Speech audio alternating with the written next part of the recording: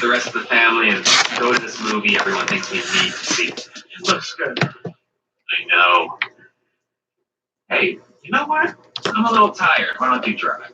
Really? Oh, just doing housekeeps. What up? What up? What up? What up? What up? See if anybody's out there. Let's see. Let's see. Let's see. Anybody? Well, hey, Ebony. Hey, girl. How you doing today? You could tell I didn't have a whole lot going on this weekend. I done been. This is my third day in a row going live, girl.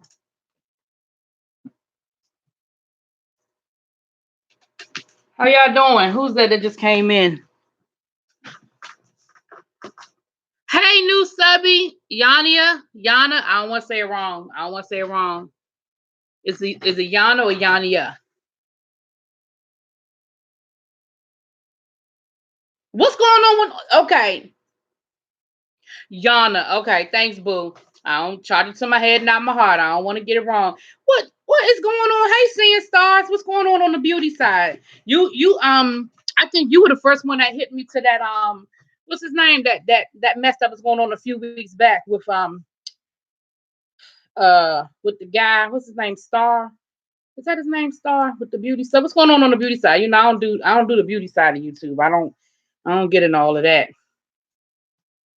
They got a whole lot of drama going on over there. You know, they make that, you know, they have you thinking that the only side of YouTube that beefs is this side of YouTube, but they beef all over YouTube, honey. All over YouTube. Yes, ma'am. Yes, ma'am. What y'all doing today? It's Sunday afternoon. Y'all getting ready for the work week? For those of you that do that Monday through Friday, what y'all got going on? I've had a very interesting weekend. Not very busy, but a lot of stuff going on, if that makes any sense. I didn't have a lot of things to do, but there was a lot of things going on in my world, you know. So what's going on, y'all? I don't know if Ebony had to leave the room or come back in. Sitting on the porch enjoying this summer rain after. Let me tell you something. It's raining here too. I don't know where you live, Yana, but it's raining here too. And in fact, I'm about to go open up my window and get a nice little breeze. I went out to I'm in the process of purging. I have a back bedroom that, you know, I don't use. I live by myself. I don't use it. And it has become like a storage space that I just put stuff in. I mean, it's a full bedroom, has a has a bed and a dresser and all that good stuff, but it's become the place that I just put stuff in. And so I'm actually in the process of purging. So I got up, well, I didn't get up real early today because I didn't sleep well last night. I was up to about 3 o'clock in the morning. And so I slept in. I got out my bed about 1-ish, and went that back bedroom and purged some stuff. I took a whole bag of stuff to Goodwill. I had a bunch of clothes or purses that I don't use anymore, stuff like that. And so I did that. So I felt like I did something today. And then I got me a sandwich at Jersey Bikes and brought my butt back home. But I feel like I accomplished something. I'm gonna wash a couple of loads of clothes before I go to bed tonight too. So, you know, yeah, I know about enjoying this. I love that summer rain. I love that breeze. I love that smell. I love it. I love it, boo. Child, these T channels be reaching for stuff out of nowhere. Well, people do it all the time. Seeing stars, you're the one that lives in Indianapolis, right? It's raining in Indiana too. You know, I told you one of my best friends lives in Indianapolis. Haven't been there in a long time. I think I haven't been to Indianapolis since, shoot, it's been almost a year now. We usually either I come out there or she comes here. Usually about once a year we see each other, and sometimes more often than that, just depending on, because she's in education as well. She's actually a vice principal right now. But when she was a teacher, our schedules would sometimes coincide. So we also like to travel. So we would do summer travel together, sometimes spring break, sometimes Christmas, because we sort of had those days off together. And so we would spend time together. That's actually when I met James Caldwell, because her and I decided to spend a few days together. And we were saying, where could we meet somewhere sort of in the middle? And we said Pittsburgh. It was a little bit further for her than for me, but it was really one of the only major cities in between. So we met in Pittsburgh. And while I was there, I reached out to James and was like, hey, I'm in town. You know, I'm not a stalker, but I'd like to, take you out to lunch or something and meet up with you. I'm a fan. And y'all know how he is. He was like, okay. And that's how we met. So yeah, honey.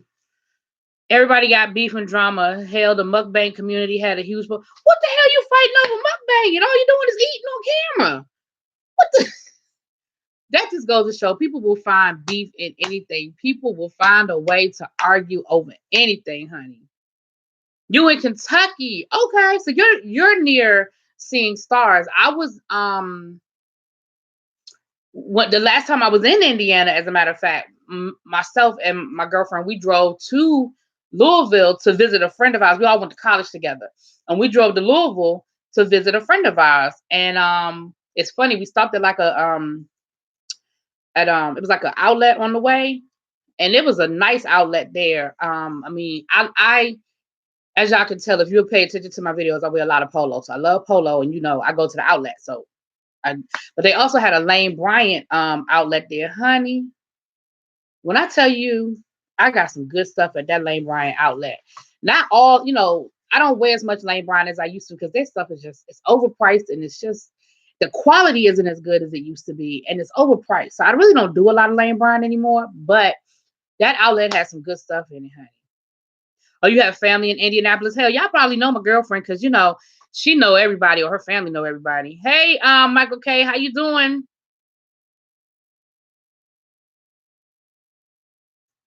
I don't know a Conchita Wurst. I don't know who that is.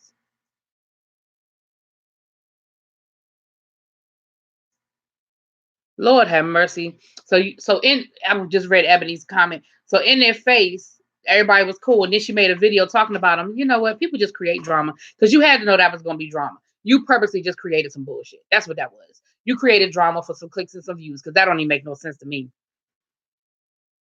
Yeah, the Tanger's outlet. Oh, so you're 2 hours from Louisville. Okay, yeah, hey Mimi. Yeah, so we had a good time. We had a good time, and like I said, that was Labor Day weekend, not this last Labor Day, but the Labor Day before that. So I haven't been back since. Has it been that long since we've seen each other? I'm about to call her tonight and tell her. You know how long it's been since because like I said, normally we were going to travel this summer, and the trip sort of fell through.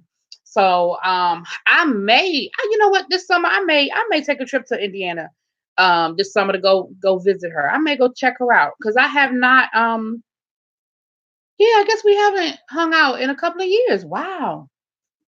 Wow, wow, wow. Yeah, you know what? I'm gonna check some airfare. I think I might go. I'm going. I know I'll be in Florida for a week, and I'm going to North Carolina for a little while, for like a week, or like a week. I'm gonna go to North Carolina. Maybe I'll go visit her in Indiana. I may drive. I may take myself on a nice little road trip and drive to Indiana, Indianapolis. I may do a little road trip. I don't know. I'll check the airfare. If the airfare is reasonable, I'll do airfare. If it's ridiculous or they want something I ain't trying to pay, I may get in my car. I love a road trip. Me by myself with an Audible book, honey, I am fine. I am fine. Other people are nervous about me taking my road trips because by myself on the road. But me, I'm fine. They had to do a response video with receipts that she was lying. It was clicks and views, clicks and views, clicks and views. The reason she got so much attention was because she kept the beard. What? What can I call you? Name it. I don't know what you must not be talking to me. I don't know what you're talking about, Michael Films. I don't know what you're talking about. Yeah, so that's pretty much my weekend. I'm kind of. You like podcasts too? What podcasts do you listen to? I love podcasts.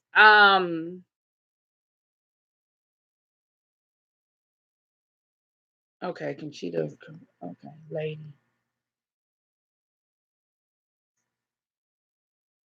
Girl, I understand, Jacqueline. When the Amazon man come a knocking, you got to go enjoy it because, hey, we understand about Amazon. Unfortunately, too much. Unfortunately, too much. Girl, you like true crime? I like true crime as well.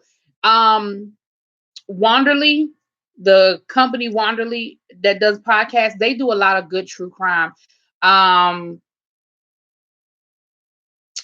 I'm listening to The Shrink Next Door now. My new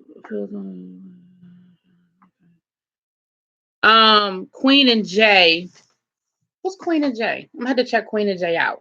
I listened to the Read. That was actually one of the first podcasts I started listening to religiously. So I listened to the Read. But I love true crime. Crime Town is a good one that I love. I love Crime Town. Matter of fact, I'm actually writing them an email. The people who do Crime Town, I'm actually writing them an email because they did Crime Town. The first one they did was on Providence, Rhode Island. Honey, I didn't know they had all them shenanigans going on up there. Then the second one they did was on Detroit, which was really good. And of course they started in the 1950s, 60s, I guess, but they went all the way up to Kwame Kilpatrick. So that was really good. I'm going to write them an email telling them they need to do DC Crime Town and they need to talk about the 1980s, 1990s DC, honey. Because, honey, they could do a podcast on what the shenanigans was going on down up in here. You know? Well, I'm about to start The Shrink Next Door. You know what? I couldn't get into Two Black Girls. I couldn't get into them. I tried to listen to a couple. I tried to look at the HBO. I'm happy for all of their success, but I just could not get into it. I don't know why. I just could not get into it. And then the Shrink Next Door is pretty good. And then the one before that about the woman who was accused of killing her husband down in Florida. I can't think of the name of it now, but it's by the same people that do The Shrink Next Door. And then I listened to one. I might have deleted it off my phone now, but it was about a deputy who was accused of killing her boyfriend. She was like the first female deputy in whatever town, I think somewhere down in Georgia, and she was accused of killing her boyfriend. And that was an interesting one because it sort of just kind of chronicled the story. The person who wrote it tried to stay very neutral. But it was pretty good. It was pretty good. I'm listening to The Ballad of Billy Balls. That's pretty good. That's by the same people that do Crime Town. I like Pod Save America, Stuff You Missed in History Class. Revisionist History is a pretty good one. These are my history things. Yeah, The Shrink Next Door, This American Life, Over My Dead Body. That's what it was called. Over My Dead Body is a good one. Monster. The first season they did the Atlanta child murders, and then the second season they did the Zodiac Killer. That was pretty good. Serial. I like Serial. Here's another good one, Killing on the Cape. That was a pretty good one. That's kind of older, but that was a pretty good one. And then there was another one. I've deleted it now, and I can't remember the name of it. But it was about a murder in New York. Can't think of the name of it now. My favorite podcasts are the Read, the Joe Budden podcast, My Favorite Murderer, and Best Friend Race. I'm gonna have to find that one out. So a friend of mine died about a month and a half ago, and Joe Budden, he knew him and he gave him a shout out on the podcast. And I wanted to listen to it so I could hear the shout out. He was one of those guys that knew everybody. Like nobody was a stranger. He was from New York, but I met him when we were in college. He dated a girlfriend of mine, and we all, became like family. And over the years, saw each other, stayed in touch, hung out at homecoming, that kind of thing. And, he had his flaws. He wasn't a perfect person, but, family is family. You love them with all their flaws and all. But he gave him a shout out on his podcast, and I wanted to hear it. But I don't religiously listen to Joe Budden. I said I wanted to, but when I went to go try to find a podcast, for whatever reason, I don't know. I don't know what I was looking for. I couldn't find it. I'm going to have to check that out. The Murderer and the Best Friend Race. Murderer and Best Friend. I'm going to have to check that out. Okay, so Queen and Jay are two black girls. Oh, I see what you're saying. You know what I'm thinking? I'm maybe thinking about two. What is it? What is that podcast with the two girls? It's not Two Broke Girls, is it? And they had the HBO special and all of that. I just couldn't get into it. We do listen to a lot of the same podcasts. Okay, y'all. I'm gonna have to look that one up. My Favorite Murderer. I'll have to look that up. Is the mic still on? And Getting Grown are also good. Is the mic still on? Y'all got some good ones. Okay, that's why I couldn't find it, because I was looking for Joe Budden on, my podcast app. Oh, it's on YouTube. Got it. Yeah, he died back around Easter. Yeah, back around Easter. Yeah. Oh, and I just listened to the Queen. They were talking about, remember back in the 80s when Ronald Reagan talked about the welfare queen, Linda Taylor, the woman who was like scamming welfare, whatever. It was like a 4-part series on her, just giving you like, the person who did the podcast wrote a book about her. And I think the podcast was really to get you interested enough to go and watch the book. I mean, go read the book. But the podcast gave me enough, and it's a 4-part series. It ain't long at all. But it was very interesting to hear her story. She had a very interesting life. I kind of am interested in listening to the whole book. I mean, reading the whole book, but not on my like top 10 list. Like I might add it to the list and pick it up, if I'm looking for something to read, kind of thing. Okay, my favorite murderer is a comedy true crime. All right, I'm gonna check it out, y'all. I'm gonna add it right now. Because if not, I will forget.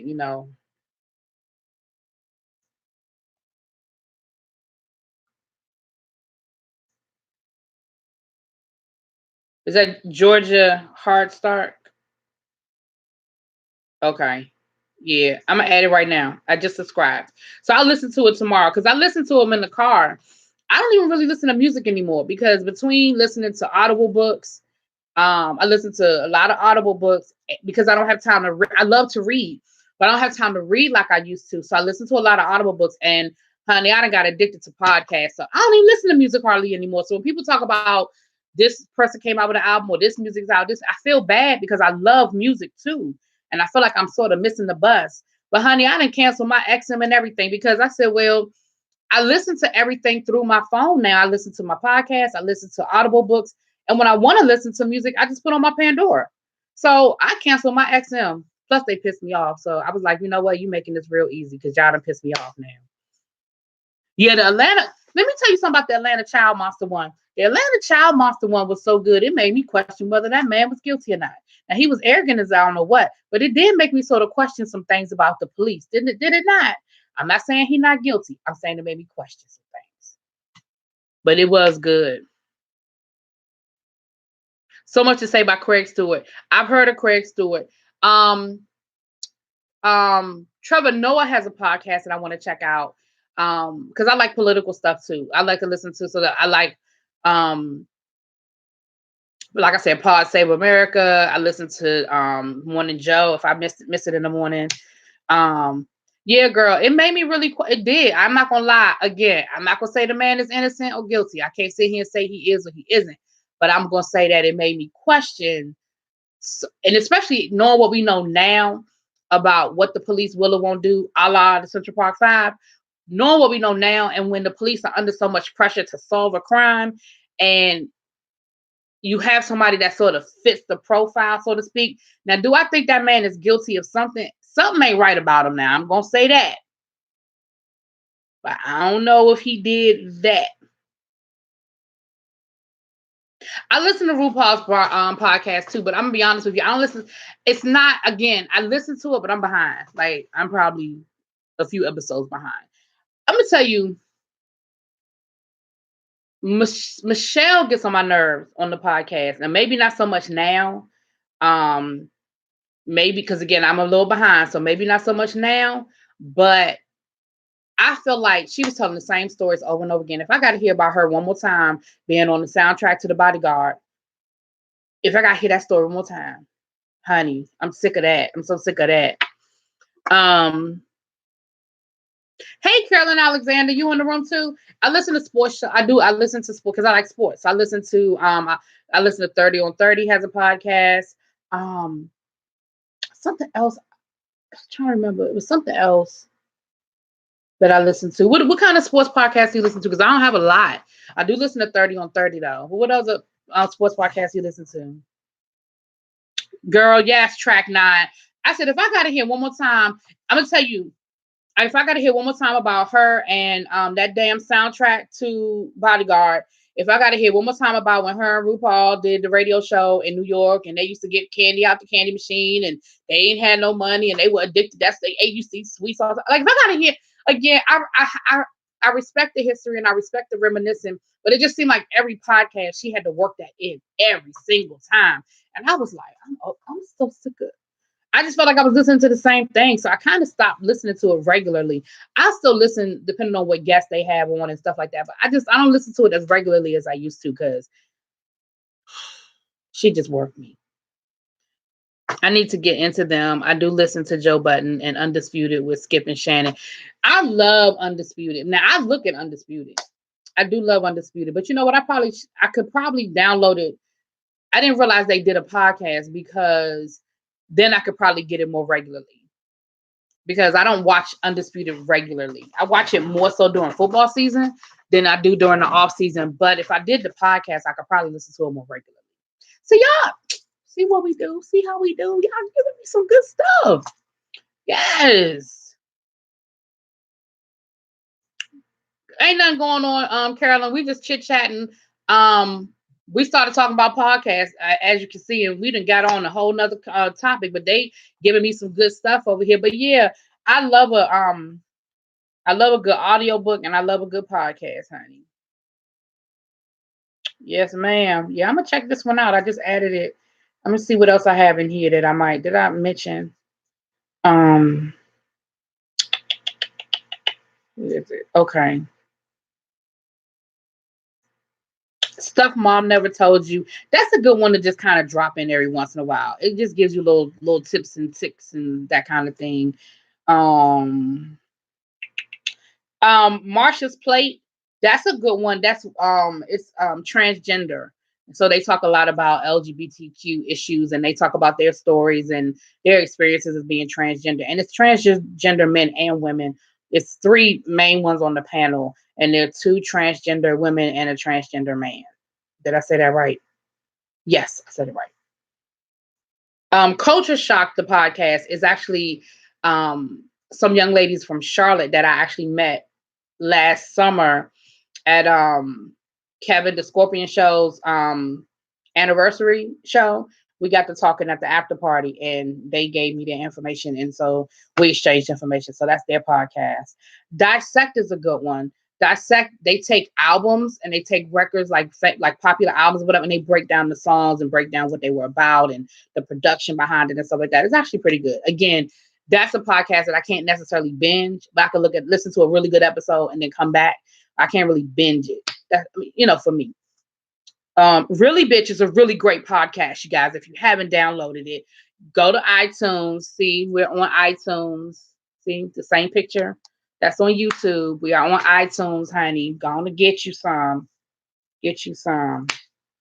If you are into law, if you're into the law, I love politics, I love history, and I do love the law. This podcast, More Perfect, it talks about Supreme Court cases and how they came to be and the ramifications of them. They did a really good one on Ruth Bader Ginsburg, and like you really find out how much of a badass she really was. The movie about her came out earlier this year. Hold on.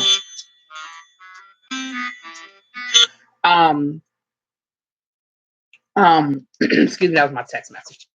That's my cousin. But yeah, it's again, if you're into that kind of stuff.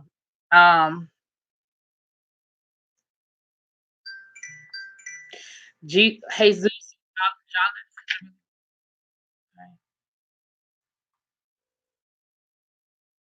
Yeah. Now I'll be honest with y'all. I need to update the podcast. So download it. You can listen to some old episodes, honey. But it's not.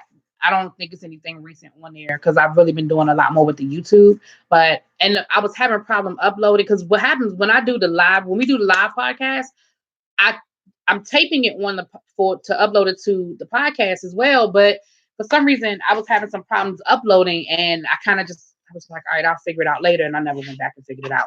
But I do have like 3 episodes I need to upload. But y'all have probably seen them because we did them on YouTube, so you've probably seen them. But you can go back and listen to some of the older episodes. We had some really good episodes. Ebony, go back and listen to The Power of the Pussy, honey. That's a good one. That's a real good one we did. But yeah, we did some really good episodes. When I first started doing the podcast, it was myself and like 4 or 5 of my female friends. And it was like, basically sitting around with a bunch of girlfriends having a good conversation. And then it sort of evolved into what it is now with myself, Face, and Mink. But yeah, some pretty good stuff there. Some pretty good stuff. Oh, I have never heard of that one. Denzel Washington is the best actor alive. Period. That's a good one. That was a really good podcast, and they uploaded it and then they took it down after they played it.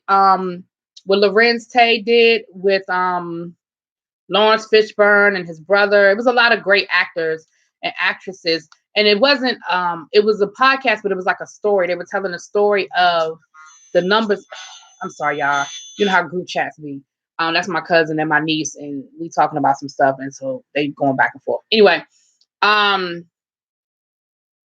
I kept my ringer on because I'm waiting to hear from a friend, so that's why my ringer is still on. But they're telling the story of the numbers business in Detroit. Is it Detroit? It's either Detroit or Chicago in like the 1930s, and it's based on true events and true people. There was a very rich family that ran the numbers, black family, excuse me, that ran the numbers. And I can't remember the name of it, but it's like they played it and I listened to it. And then it was like, as soon as it was over, then it was deleted. So I don't know, but it was really good.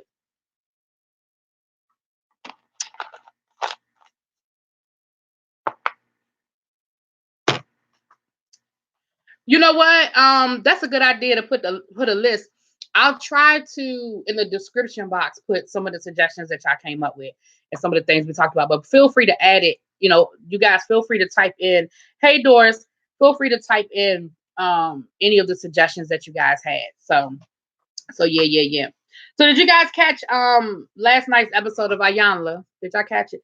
You know what I hate? I hate that I just got my carpet clean and it looked like who done it and why again. Anyway, what you gonna do? I'll get it cleaned again after my birthday because I'm having a card party for my birthday and they don't need me cleaning the carpet to have a bunch of people in my house to have to clean the carpet again. So I'll clean the carpet after my party. You know.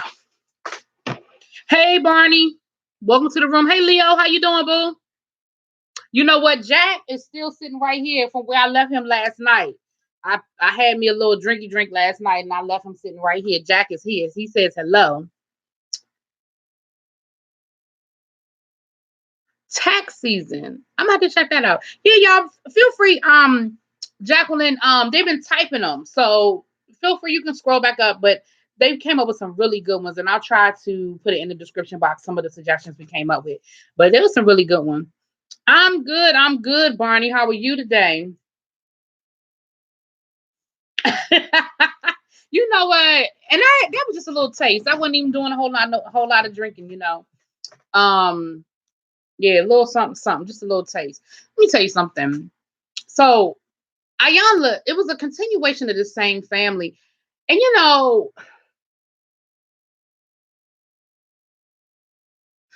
the only reason I was watching it right before I went live, so that's kind of why it's fresh in my head. You know, I feel like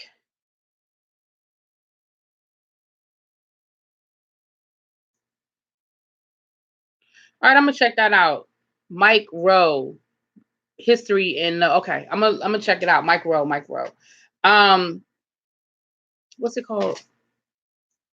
Good history and little known facts. Because I like that. The good history and little known facts.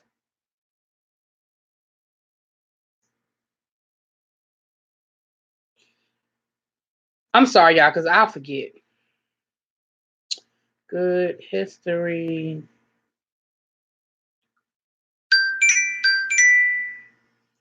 and little. Uh, maybe I'll just put in Mike Rowe because that ain't coming up. I'm thinking I got the wrong name.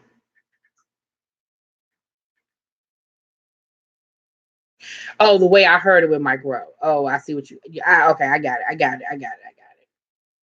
Okay. All right, I'm gonna check it out. Okay, y'all. The thing about so I watched the episode right before we came on here, and so that was the reason why I was sort of fresh in my head. But you know, I think that I think that Ayanla has a I think that Ayanla has a gift. The exercises that she comes up with, the different things that she discusses, I think that she truly has a gift. Um, and I'm not upset with her using her gift. And I'm not even upset with her sharing her gift doing the TV show and things of that nature. But I think that some of these families have so much dysfunction and so many layers. And this is an example. You're dealing with 6 children, 2 parents who were strung out on drugs, generational after generational curses, molestation and neglect and abuse and mental illness. It is so much. And my soul cries for this family. And I know she's really, really trying, but I just don't know. I'm not gonna say they can't be helped because I think people can be helped as long as they're willing. But honey, I don't know if this is the right arena for them to get any help. It's so much. Oh, thank you, Cola. Thank you. Yeah, the way I heard it. Okay, go eat your supper. I hope it's something good you got for dinner. Hope you got something good. Let me tell you something about Hulu. I'm not crazy about Hulu for a couple of reasons. One, I don't like the fact that I don't like the fact that Hulu has commercials. Let's start there. Then I don't like the fact that there's a um a tier system where you have this membership, and then if you don't want commercials, you got this membership, and then even after you do that, there are still episodes you got to pay for. I don't like that. I don't like that. I don't like that because I just feel like you just nickel and diming me for the same shit. Like when I wanted to go binge Married to Medicine, when I decided I was going to review it for the channel, I had never looked at Married to Medicine before. So I said, well, let me go binge it so I could get caught up, know what's what and who's who, and know the history of these characters. And it was like season 1 was free, but then season 3, 4, 5 you had to pay for. And I was like, but I already pay you. You know what I mean? I already paid for a subscription to Hulu. Why am I paying extra to watch the show? And I feel like they pick and choose which shows, the ones that they probably feel are more popular, and they're gonna charge you for it. I was like, I don't like that. I don't like that at all. So I'm not a big Hulu fan.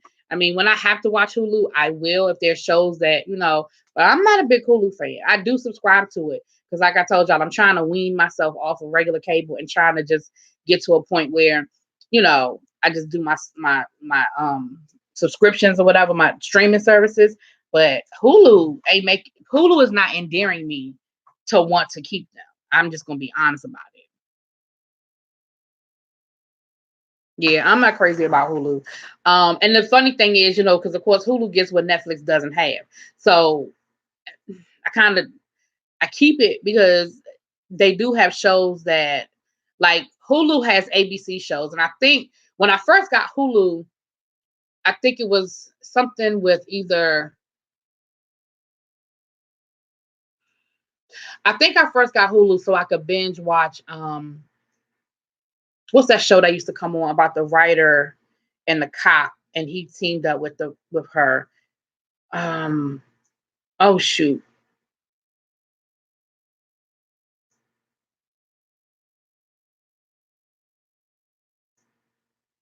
Anyway, I think I got it to binge on that, and then Scandal, and around that time is when I got Hulu because they have all the ABC shows.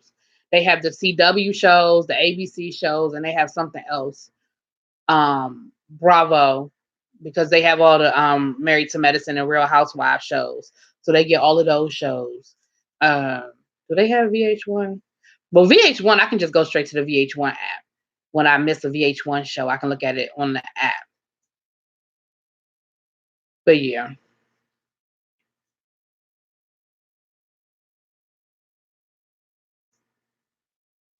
Who are you talking about? Castle. That's the name of the show. Yep, Castle. Leo, you talking about Ayanna Van Zant's people? You talking about her camp, pulling stunts and stuff? I mean, at the end of the day, let's not forget she's producing the show. So yeah, I think Leo, your point is valid to say she's good at what she does, but she needs to know her limit. And I agree. I think I think bringing people on that have surface issues are that's great. Bringing on that type of trauma and long term those long-term issues, I think might be a bit much for that format. Because that family, honey, it's so many layers to that family, so many layers to what that family got going on. You know, everybody keeps telling me, see, I'm Cola, I'm trying I'm trying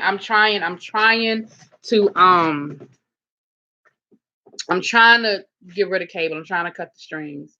It's hard though. It's so hard. I've been saying it for like 2 years that I was going to get rid of cable. It is so hard. I'm trying though. I said this summer I was going to really put forth the effort to see. My problem is I'm at this point I'm paying for convenience and habit. You know what I'm saying? I'm paying out of the convenience of knowing, okay, this is what I have, the habit of this is what I do, and that being comfortable.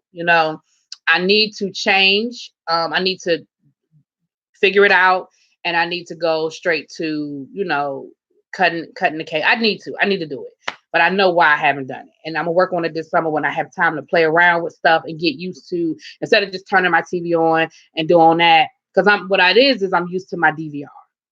I'm used to just being able to go in, look at what I want to look at because it's right there. I put it in my DVR, it's right there. I ain't gotta look for it. I don't have to go to a different app.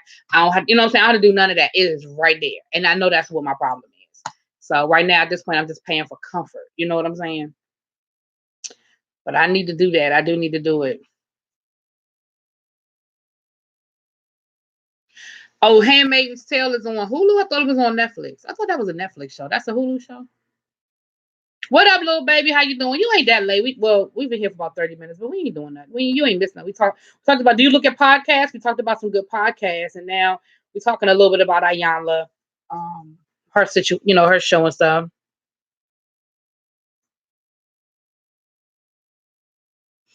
Oh yeah. Oh, so you thought about going on her show, Leo? You know what's funny? I thought about writing the show because I have someone who we used to be really good friends, and she's a social worker, so she deals with mental health and stuff like that. And for whatever reason, she just cut me off. Like we stopped being friends.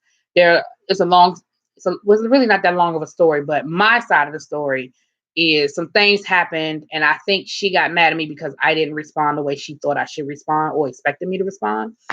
But my perception is that things started going downhill before that happened, and that just added to it. Neither here nor there. I was willing to try to save the friendship because I still miss her. I still miss her friendship, but she cut me off. What can I do? But she's a big fan of Iyanla, and I said, well, maybe I get Iyanla to fix our friendship. But then I said, honey, no. First of all, our problems ain't deep enough for Iyanla. You know what I'm saying? And like you said, Leo, I don't want her trying to make up stuff that ain't there. But yeah, um, you definitely have to understand if you're going on her show, you are opening yourself up to whatever comes out, whether it be what you want to talk about or not. She'll go back and be like, remember at 15 when your mama didn't pick you up from the bus stop, how'd that make you feel? And you'd be like, I'm here to talk about my fiance. You know what I mean? You'll be sitting there like, what they got to do with this? But, you opening yourself to that. You know what I'm saying? Oh, for your mama and that side of the family? Yeah. But you know what the thing, little baby, her tour events are expensive. Them tickets are. I looked into, because again, when me and this person were friends, Iyanla was coming through DC, and I was gonna get us tickets. Those tickets are expensive for her live events. And I ain't mad at her hustle. I just ain't gotta participate in it. You know what I mean? Just like when Oprah did that tour, them tickets were ridiculous. And again, she gonna fill up arenas because she's Oprah, and I wanted to go, I'm not gonna front. But honey, I was just like, yeah, that's a lot of money. Now, when Michelle Obama came through, I paid a pretty penny and I was good for it. I was like, oh well, I paid a nice little penny, but I was happy to be in the room. So it's all about what you choose to spend your money on. Went 2 years without cable, allowed husband to sucker me into paying half the bill. It seems like I'm the only one holding up the deal. Oh, yeah, he got you. Yeah, yeah. Hubby got you. And that's the thing. I honestly feel like once I get rid of it, I'll probably be good, not going back to it. I just have to do it. I just gotta cut the cord. Um, last year I said I was gonna do it after football season because I wanted to make sure I could get all my football games. And then it's always another excuse. So I just gotta do it. I know I just have to do it. And I'll probably be so happy not paying that bill. Because when I tell you that's the one bill I hate paying that bill. Do you hear me? It ain't nothing. You know, let me tell you something. It ain't nothing for me to come home and my cable be cut off. I'd be like, damn. I just And then I don't wasted $15 because now I got to call them and get them to cut it back on, and they're gonna charge me $15 to do it because my dumb ass just didn't pay the bill. Not because I ain't had the money, I just didn't pay the bill. You know what I mean? Stupid stuff. See, that's how we waste money. Well, me, I ain't speak for y'all. Me, that's how we waste money. Yeah, honey. So yeah, that's I just was looking at it and I was just thinking these poor babies are they just got so many problems and there's so many layers to it. Whatever, Vovo.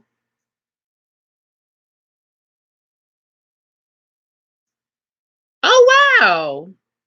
Well, then that's good. That's good. And maybe her tickets fluctuate based on the market because I don't remember her having no $30 tickets when I looked at it. And again, that was a couple of years ago, and maybe I was just, maybe I was looking at the wrong location. I don't know.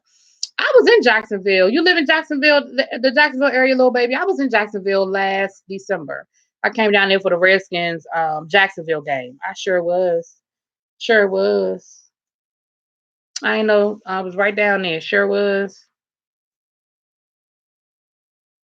Way too many layers for a TV show. I'm sorry. They have way too many layers for.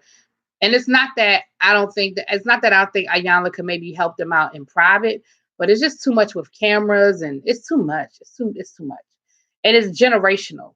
You know, the mama tonight was talking, well, last night, was talking about how her mama abused her and didn't love her. And so then she did it to her daughter, and the daughter now don't have her kids. We're talking about 3 generations. And we probably could go back further than that if you were able to talk to the mama's mama, you know? So we're talking about that generational curse. You in the panhandle about 4 hours away. Little baby, I'm gonna be down. No, I'm not gonna be. Where am I? I'm gonna be near Tampa this summer. I'm gonna be near Tampa this summer. That's it's not the panhandle. It's on the other side of the panhandle. Yeah, that's on like the other side, the inside of the panhandle. Honey, my geography ain't that great. Okay, Tampa is, see, I ain't even on the panhandle. I'm in Central Florida. Yeah, but we're gonna be, we'll be down there for a week. For my little family vacation. We rented a house in Clearwater, I think it is. But we're flying into Tampa, but where we're staying is like about 45 minutes from Tampa Airport. And we're doing like the little family thing for the week, renting a house and that kind of thing. So I'm looking forward to it, for it to be relaxing. I'm not expecting it to be a whole lot of drama. We're gonna go, we're gonna relax. I'm gonna have me a bunch of books on my Kindle, honey. I'm gonna relax, relate, release by the pool. You know, my parents, we're gonna be near the casino, let them go on to the casino and do what they do. If I have me a book, a cocktail in the pool, I'm good. I love a good beach, but I'm good with the pool. We'll probably go to the beach at some point a couple of times, but honey, yeah, and that's the other thing I need to check out. I need to check out the DirecTV streaming because I need to see if that falls in my if it'll do what I need it to do. I need to find out if it's going to do what I need it to do. So yeah, DirecTV has a streaming service. Yeah, yeah. Yeah, I heard Clearwater's a nice area, so that's where I'm going to be for my little summer vacation. It's not where I wanted to be this summer. I wanted to be in Greece. That fell through. I don't know how I went from Greece to Florida, but whatever. It is what it is. It's not DC for a week, so it is what it is. You know, y'all. So I feel better than I did last night, you guys, and y'all helped me feel so much better. I appreciate it. I feel a little bit better than I felt last night, but I still, I feel a little helpless because I have, I told you I have my friends. They lost a really good friend of theirs, and when you have like, I got like 4 friends, that are dealing with the death of this one person, and you just feel helpless. You know what I mean? You feel a little helpless. I've been checking on them all weekend, and after how you doing, if I'm here if you need me. If there's anything I can do, it really ain't a whole lot you can say, but you feel helpless because they're really processing and they're in pain. And I sent a text to a couple of them earlier today, and Face is one of them. That's part. Face, we were going to try to do a show today, but he's just had a busy weekend. But Face is one of the people that's processing this. But another, this person's a really, really good friend of mine, and he's really, really processing, and he's just not feeling good about it at all. So I sent him a little text earlier and was like, hey, if you want to go out for a drink or something just to get out the house or whatever, look, let me know. And I reached out to a few of my other friends and was like, look, my day is pretty flexible.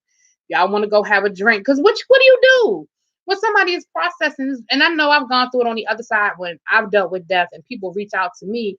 There's nothing you can do, So I don't know, y'all. That's kind of where my headspace was last night. That I was like, I felt bad because I was dealing with some things, some loss of my own, and then seeing my friends deal with loss and just feeling helpless. You know what I'm saying? So that's kind of what I was dealing with last night. So y'all did make me feel a lot better. Y'all made me feel a lot better. What's in Tampa to do? You say you used to live in Tampa. Hey, Regina, you say you just popping in to say hello. I understand it, girl. Okay, you too. You too. You too.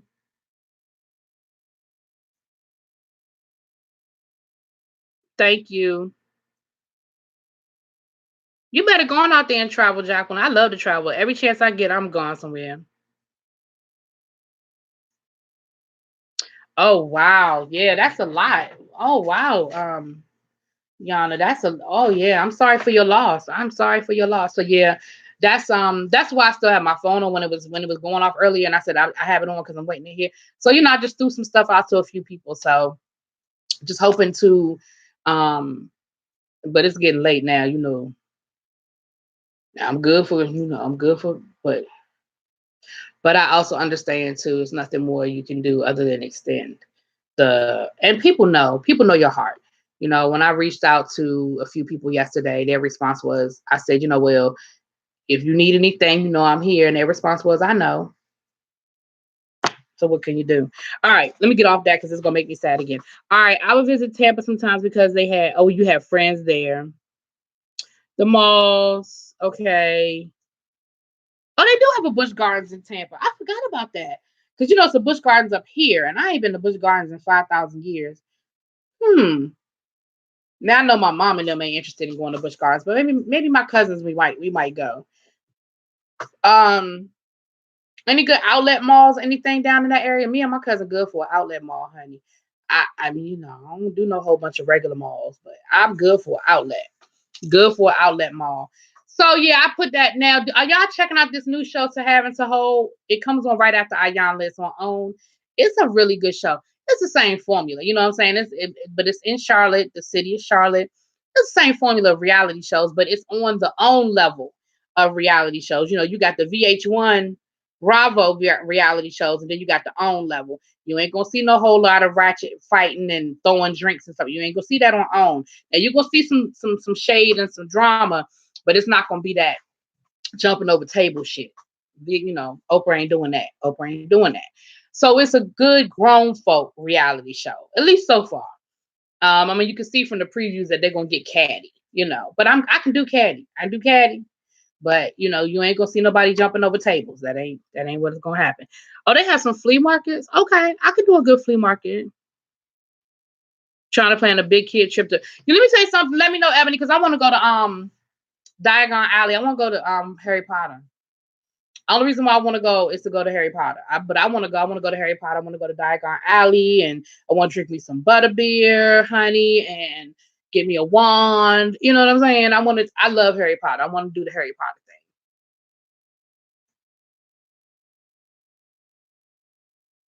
Ebony, I didn't know you lived in Charlotte.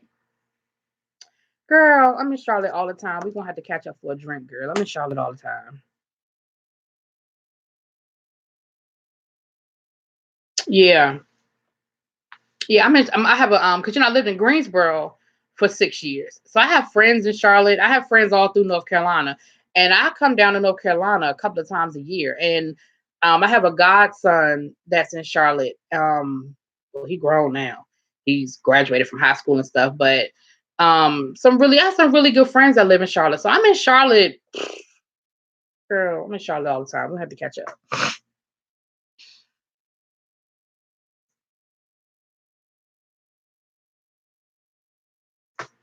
Yeah, I thought I would check it out. You want to see? That's the only reason why you want to go, Ebony. It's me too. The only reason why I want to go is to check out the Harry Potter, girl. Yeah, it's a cute show. I mean, like I said, I'm gonna wait and see how the whole season plays out. But I do think it's cute, and I think they're giving us something different with the Modern Family twist, where you have the two fathers and the mom. I think there's a lot more to that story than what they have told us so far, and I think they might be building us into it, but we will see. Um,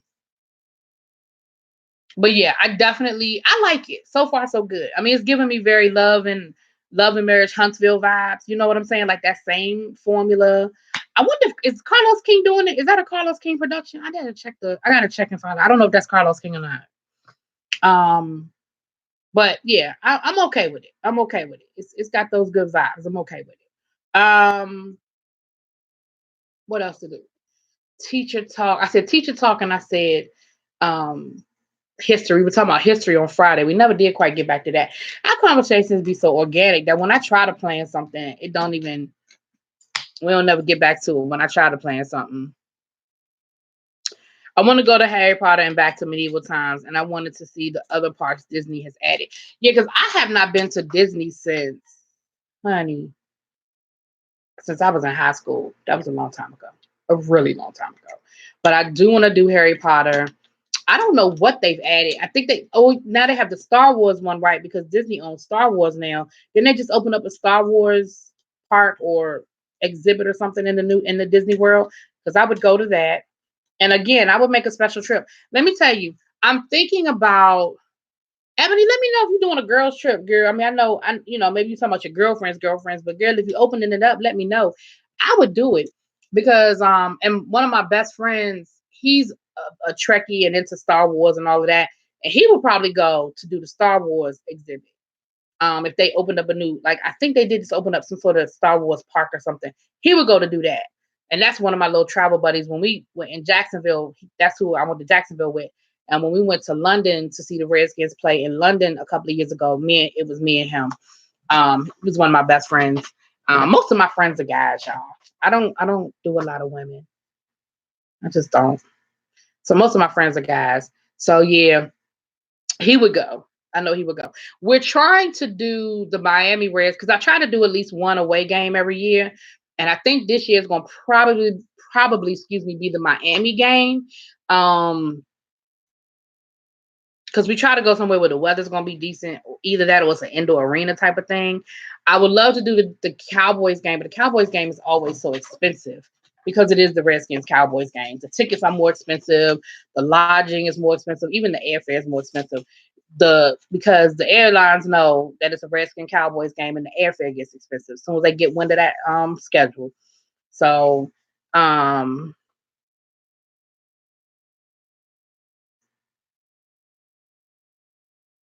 yeah, it'll be expensive to go because those parks are so damn expensive. They charge you for every damn thing. That's why I give kudos to families when they can take the trips. I know when I never really paid attention or respected how much money or how expensive it was with my family when my parents used to do stuff like that for us. That stuff is expensive. And I know it's not as expensive. It wasn't expensive then as it is now, but it was still expensive. And I respect my parents for that because I went to Disney like 3 times growing up. I know it was expensive. My parents weren't rich by any stretch of the imagination. We weren't poor, but we weren't rich. You know what I'm saying? I'm down for a big girl trip. I mean, I said big girl trip. I'm down for a big girl trip too, but a big kid trip. I'm down for it. I don't have any children, so all my trips are adult trips. All my trips are adult trips, honey. All of my closest friends that are not family are men too. I gotta plan something because I want to go and stay on the Disney resort. I've never stayed on Disney property. Have I? No. I've never stayed on Disney property. That sounds like fun.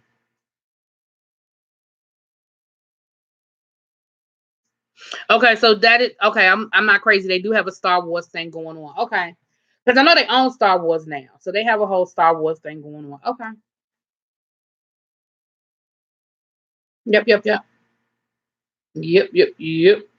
Um, what else was I gonna ask y'all about? I was gonna talk to y'all about little baby, call a little baby. Can you get a thought trip asking for a friend? Well, I don't know. You got to find some thoughts because there ain't no thoughts on this channel, boo. Leo, you're gonna have to find you some thoughts, honey. You're gonna have to find some thoughts, boo. Ain't no thoughts over here. We are all respectable women. Might get a little thought behavior behind closed doors, but ain't no thoughts on this channel. What up, Lady V? Little baby. Oh, little baby said she out the game. She said those days are over. I ain't out the game. I'm just saying what Ludacris say. My lady in the streets.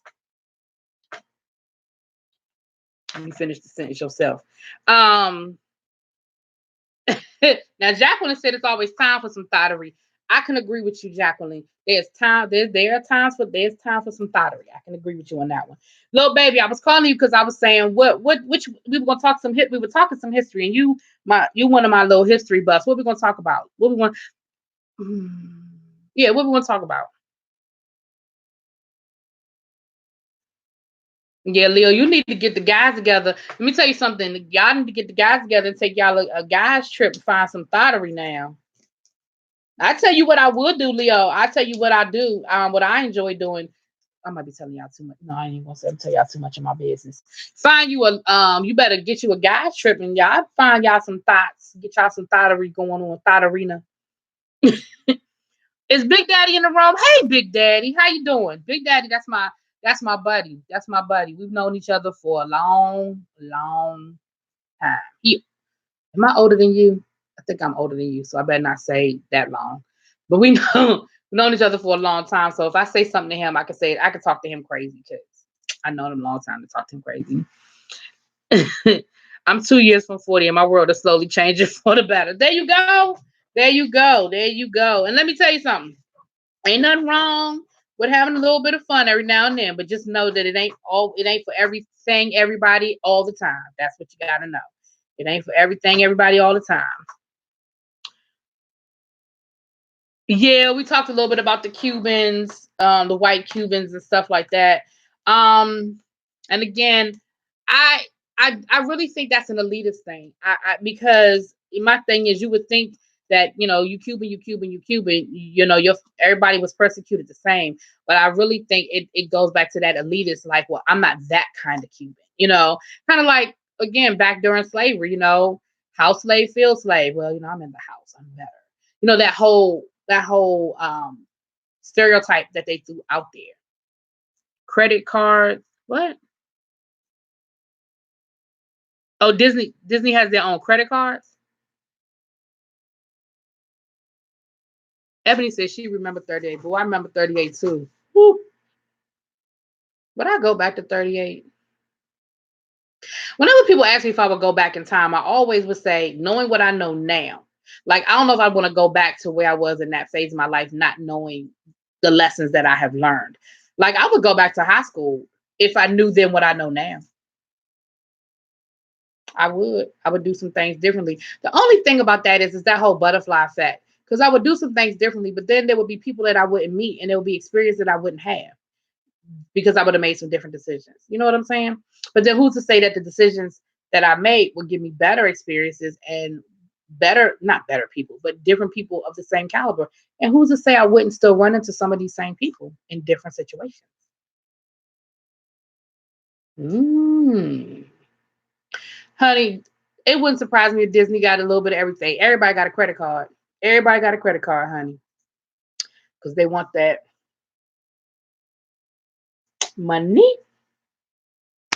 Money. Big Daddy, you at work or you sneaking on here from work? I mean, are you at home or are you sneaking on here from work? What you doing, Big Daddy? What you doing? But yeah, Ebony, next time I'm in Charlotte, girl, I'm gonna have to DM you. We have to go out for a drink or something. You have to show me some stuff in because I go to Charlotte all the time, but I don't hang out a lot any period anymore. I really don't. Oof, I really don't. Sneaking at work. I figured you were at work. Oh damn, Ebony said if I went back, I wouldn't have no kids. Well, but you see, that's what I'm saying. You might make different decisions that would change where you are in your life now. And it's not like I hate my life. There's some things I wish I did differently, but I don't hate my life. I don't feel like my life is horrible. Like I said, there's some different decisions that I would make now, but I wouldn't want to make decisions to the detriment of being, like I said, knowing some of the people I know, having some of the relationships I have. You know what I'm saying?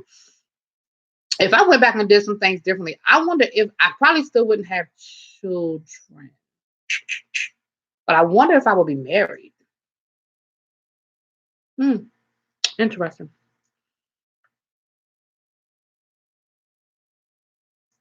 Okay, the Oak Room.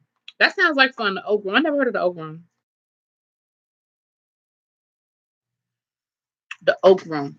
Sounds good. Sounds good. I like I like a good lounge. I'm not a club person anymore. I never was a big club person. But I'm good for a lounge. You know, I like a cigar bar because I do like cigars and I like a nice cigar bar. I like a little a nice little sports lounge. I like a regular little social lounge. Sit down and have some drinks, have a little some good conversation. I'm cool with that. I'm cool with that. Never been a big club person. I would go if the crew was going kind of thing, but it was never you ain't gonna never hear me suggest it. You ain't gonna never hear me be like, y'all, let's go to the club. But if everybody was going, I go. You know, that kind of thing. Yes, you and your grandson, he's adorable. He's adorable.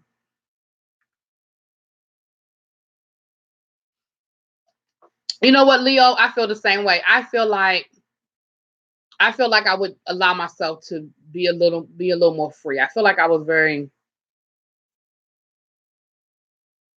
limited myself sometimes. And I agree.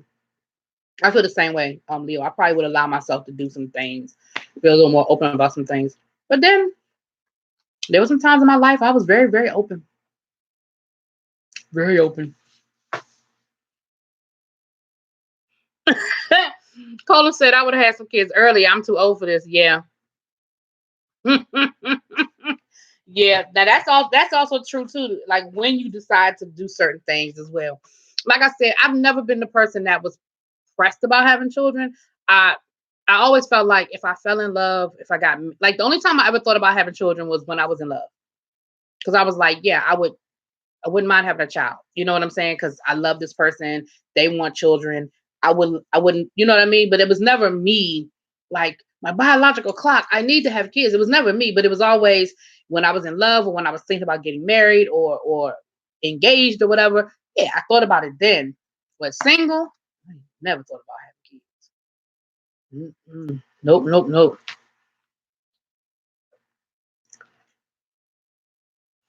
Oh, in your teens. See, I feel like I was a little stagnant. I feel like in my 20s, in my teens, I was kind of, well, no, in my teens, in high school, I didn't allow myself to do, probably high school and 20s. In my 30s, I sort of came out my shell a lot, a lot. I did a lot of stuff in my 30s. Hey, Shakira, space my kids out. You have three teens and they're all drop. Girl, yes, they all, I can only imagine.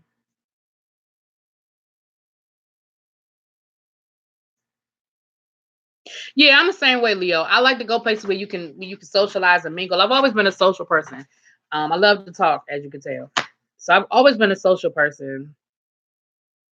Don't like loud. Yeah, that's the other thing, and just the whole club vibe was just never my thing. Like it just never was. Like I said, I would go if the crew was going, but it just was never my thing. It was what it was. It was what it was. It was what it was. What time is it? Okay, we've been on here for an hour. Maybe we'll do another 10, 15 minutes and then I'm gonna get ready because we got Claws coming on tonight, plus Potomac, plus Southern Charm. Plus, doesn't the basketball game come on tonight? Toronto might be winning the championship. If it's tonight, let me see. Let me check. Does it come on tonight? No. Nah, must be Monday night that it comes on. Okay, so Monday night. All right, so I get it a little bit. But this is a busy week, y'all. We have Queen Sugar premiering on Wednesday, Pose premiering on either Monday or Tuesday. Claws tonight. This is a busy week. There's a lot of stuff going on this week, y'all. For me, at least for the shows that I watch. Big Little Lies.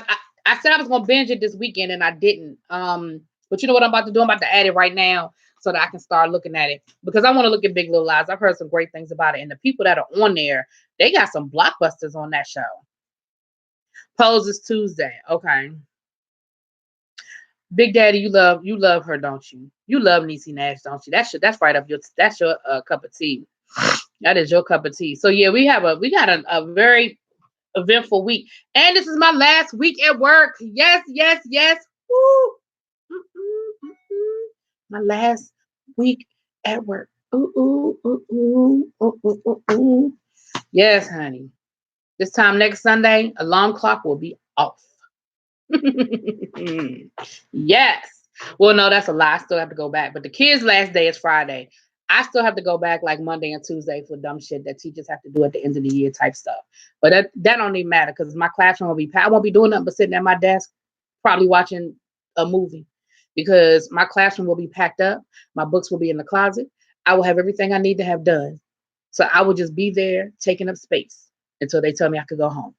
So maybe I'll watch Big Little Lies on my iPad because honey, Friday, shoot, probably tomorrow. By the time my classroom right now, I have not started doing. I mean, I've started throwing papers away and purging, but I haven't taken anything off the walls, anything like that, honey. By the time I leave it tomorrow, my classroom might be echoing. Yes, ma'am. I do review clause. I review clause.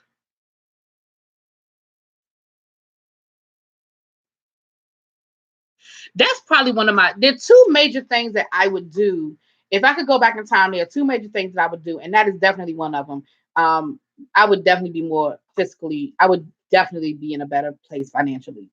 Definitely be in a better place financially. Definitely make better decisions. Yep, definitely. Here's the thing about teachers. So it depends on where you work. That's a state to state, sometimes even a county to county thing. Most places now, teachers' pay is divided over 12 months. So you get paid in the summer. Like for me, my salary is divided over 12 months. So I get paid the same amount of money in July as I do in January. Now, some places, like when I lived in North Carolina, they don't get paid in the summer. They get all of their money during the year. But then I think they changed it so you can choose. You could either choose to get paid year round, which means you make less money on each paycheck, or you can work through the summer. I mean, or you can get paid on a 9-month, which means your paycheck is more, but then you don't get you don't get checks in the summer, which forces you to really have to work or budget like hell. Like you got to be great with budgeting. But most places now, teachers are on a 12 months, but there are still some places where teachers don't get a summer pay. That means they make more money during the school year. But, you got to be really disciplined to not get a paycheck for 2 months. Even though you made more money during the year. You just got to be really disciplined to live like that. I'm not saying you can't. You just got to be really disciplined. But I get paid 12 months. Yeah, see, in North Carolina, you can choose. Now, when I lived in North Carolina, I think they changed it while I was living in North Carolina that you could choose. But I think at one point, I don't think you could choose in North Carolina. And then the other thing, in North Carolina, you get paid once a month. So again, that's some serious ass budgeting. You get a paycheck at the beginning of the month, and by the end of the month, you be on them oodles of noodles.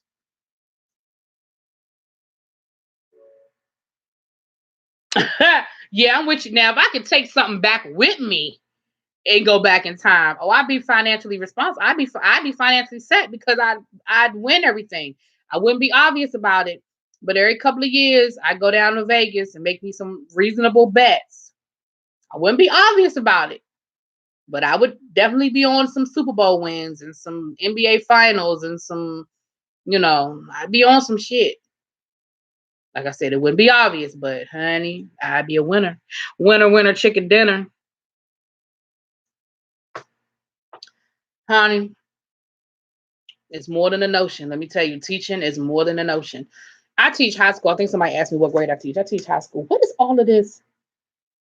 You be in these group chats and people just talk, talk, talk, talk, talk, talk, talk.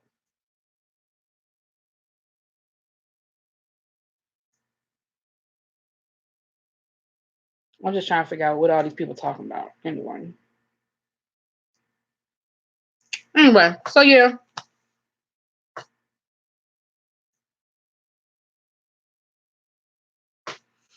That's a really good question, Cola. If I had children, where would I send my kids? It depends on where I lived. It depends on where I live because there's some places where the public schools are just as bad, if not better, than a private school. It depends on where I lived. I wouldn't homeschool them. I think a lot is missed in a homeschool setting. I think kids definitely get the education, but I think social skills get lost. I went to private school my whole life, so I'm not opposed to private school. However, again, if I lived somewhere where the public schools were just as good as the private school, I wouldn't spend the money if I didn't have to. But if I lived somewhere where I wasn't happy with what the public schools were offering, then yeah, I would sacrifice and I would send my kids to a private school. That's what I would do. But it definitely would just depend on where I lived.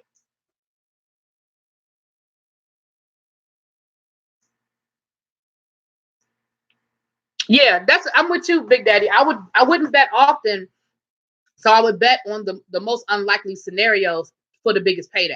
Because I wouldn't bet all the time. But yeah, I would definitely bet like this right here. If Toronto wins this title, who the hell would have bet on Toronto at the beginning of the season? You know what I'm saying? And see, I would have placed my bet at the beginning of the season so that it would just be sitting there. Because in Vegas, you can bet for up to a certain amount of time in advance. I just let it sit there. And I probably bet something real modest, like $100. You know what I'm saying? Toronto gonna win the championship. It's the long con. You gotta wait 6, 7 months. But when it's all over said and done, and them odds are like 10,000 to 1, and you done bet $100, that's a nice little payday to take home. And it ain't too obvious. You know, you can't do it for every event, every season, every year. You can't do that now. Then that's how you get caught. Or like um the New York Giants when they beat um the New England Patriots, and that was the year that New England hadn't lost a game all season, and New York came in and beat them. Yeah, like those types of yes, I would bet yes. hmm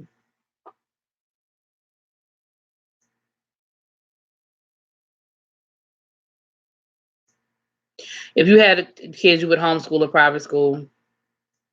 Oh, you don't think you being a father is not your thing? Yeah, the Buster Douglas. I thought it's funny. I was getting ready to say that too. The Buster Douglas over Mike Tyson. Yeah, it would definitely be those kinds of outcomes. Like even the one with Mike Tyson bit off Evander Holyfield's ear. Like I would bet for a disqualification. Like who would see that coming? Who would see a disqualification coming? You know what I'm saying? It's like when you're playing roulette and you bet on zero. It don't happen often, but when it happens, well, generally speaking, when it happens, the payday is bigger when you bet on zero. Mm-hmm. Mm-hmm. No, I wouldn't do. I know friends. I have friends who went to boarding school. It's a different experience. But yeah, it's nothing. I mean, I don't, homeschooling. I just think kids lose so much with developing their social skills. They definitely get the education because hell, why wouldn't you learn in a one-on-one setting or 2-to-1 setting or whatever? But you just miss so much. The socialization is just as important. And I've seen a lot of homeschool kids be homeschooled and then they come to high school because they want the high school experience, they want prom, they want this, they want that, and so they come into high school in 11th grade or 12th grade and they're just so awkward. They just don't have the social skills. um I'm not saying you can't develop them, I'm not saying that you can't get them, but it's just it's definitely a learning curve there. You also have an unrealistic, in my opinion, an unrealistic reality because the world is not a one-on-one situation. The world is not, you don't get 100% attention all the time. And so it's an unrealistic expectation of how the world works when you are in an environment where you are the center of attention for an extended period of time like that. That's just my 2 cents. Again, I don't think homeschooling is a horrible thing. I just think that you just parents, like I have a friend who homeschools her kids, but then they've developed they've developed programs where the kids are still doing stuff like playing sports and um going on field trips with other families that homeschool. Like they've created their own like homeschool community. And that works for them. You know what I'm saying? That's not a bad thing. That works for them. Um but then I've also seen there's some homeschool programs that are not very effective either. It's just like anything else. It's just like anything else. Yeah, co-op type thing, Cola. It's just like anything else. You got to do your research and just find what works best for your family and for your child. You know?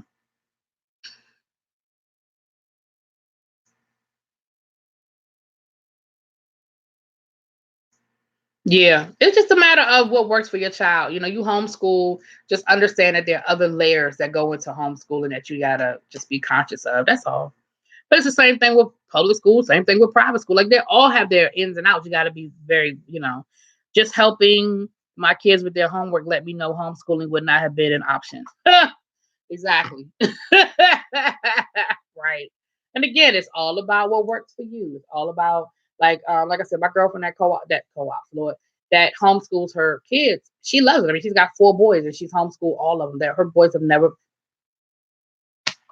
Now, mind you, they have not gone to college yet. I think the oldest one might be getting ready to go to college maybe next year. Like I think this might be his last year. Um, but again, they've done other activities with other kids, so he's not so isolated. What up, Teddy? We talking about education, Teddy. We talking about education. We're gonna get off in a few minutes, but we're talking about homeschool versus private school versus public school. Um, and again, like I said, it's all about what works best for your children. Um, I told you how yesterday I would tell y'all my experience with a teacher, with a parent this week. It ain't that dramatical. It ain't. I say dramatical. It ain't that dramatical. But yeah, I had a parent who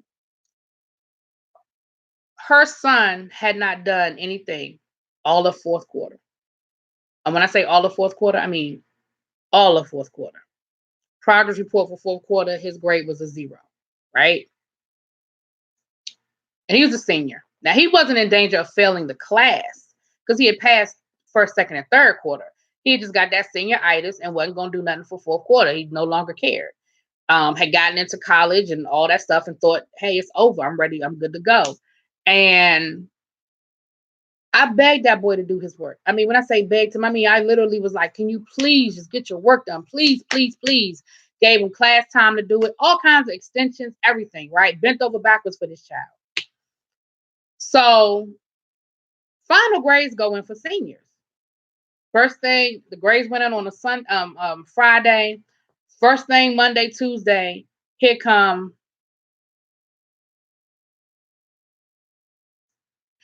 First thing, Tuesday morning, I get this email from a parent wanting to ask me, I see my child got a 24 or whatever, but he said he turned in the work and I'm just wondering, is there anything that can be done? He's in danger. He might lose his scholarship, blah, blah, blah, blah, blah. Right now, you're so concerned, so worried about your child. I said, I gave your child more than extended time to get this work done. I more than worked with your child. I did this, I did this, I did that. And what happened was I was sick the day that grades were due. Like I didn't go to work. And if you know me, it takes a lot for me to not go to work. I was sick. And matter of fact, if y'all follow me on YouTube, I was sick. I had that real bad head cold with my allergies and stuff. And I had checked my email to see if I had any last minute assignments, any last minute work people sent me. And then I did my grades and then I went to sleep. So grades were due. I said, well, look, grades were due on Friday. And what happened was the little boy had sent me some work. He said that after I went to sleep and after I set my grades in. I said, well, I'll see if I can add these grades, but grades were due. The window was closed. So I went to my principal and asked him about it. My principal said no. I said, no problem. Because see, I'm not going to fight when I'm not wrong. Now, if it were my fault, if it was something I had not done, I would have fought for that child for that grade. But it wasn't my fault. You ain't turned your work in. Honey, Damn if that parent didn't email me last week talking about something. I thought we discussed this, and I thought you were going to do this, and I thought you were going to do that. No, what I told you was that I would find out if I could. I couldn't. And your child grade is what it is. I was like, he passed for the year. I wrote a real nice email and was like, congratulations. Because mind you, the boy that graduated. Graduation happened on Monday. He has graduated. It is over. He's going to college. Maybe not going and say, congratulations on your son's graduation, And I said, I went on to explain what happened. I ended the email with, and once again, I say congratulations and I wish him all the well in the future. See, that's the kind of shit that irritates me with parents. You know what I'm saying? I think homeschool is harder for schools because the level of material is beyond what most parents can truly instruct on. I have no sympathy for those parents. Me either. Ain't heard from this parent all year. Even at back to school night, even at parent teacher conference, ain't heard from this parent all year. If you weren't concerned, I wasn't concerned. Because when that progress report came home and the child had a 0, I didn't hear from you then. Kids lie to parents. She probably didn't know he was failing. Don't judge without knowing the entire situation. Here's what I'm judging. What I'm judging is that we have an online grade book that the parents have access to. So you don't have to believe your child. Log in. You don't have to believe your child. Log in. And here's the other issue. You're absolutely correct. As a teacher, I normally call parents when a child's grade drops that drastically. Oh, I absolutely call parents. And I sent this parent an email telling her my concern about his behavior in my class. She never responded to that. So my thing is, I reached out to you, you didn't respond, and you have access to see his grades. And progress reports came home. So I'm not judging her per se, but I am saying I don't have any sympathy because just like you could email me when that final grade came out, you could have sent me that same email when the progress report came out and he had a 0. 0. You know what I'm saying? It's not like he was passing progress report and then his grade dropped. He was failing the whole 4th quarter. And his grade had dropped 3rd quarter from a B to a C.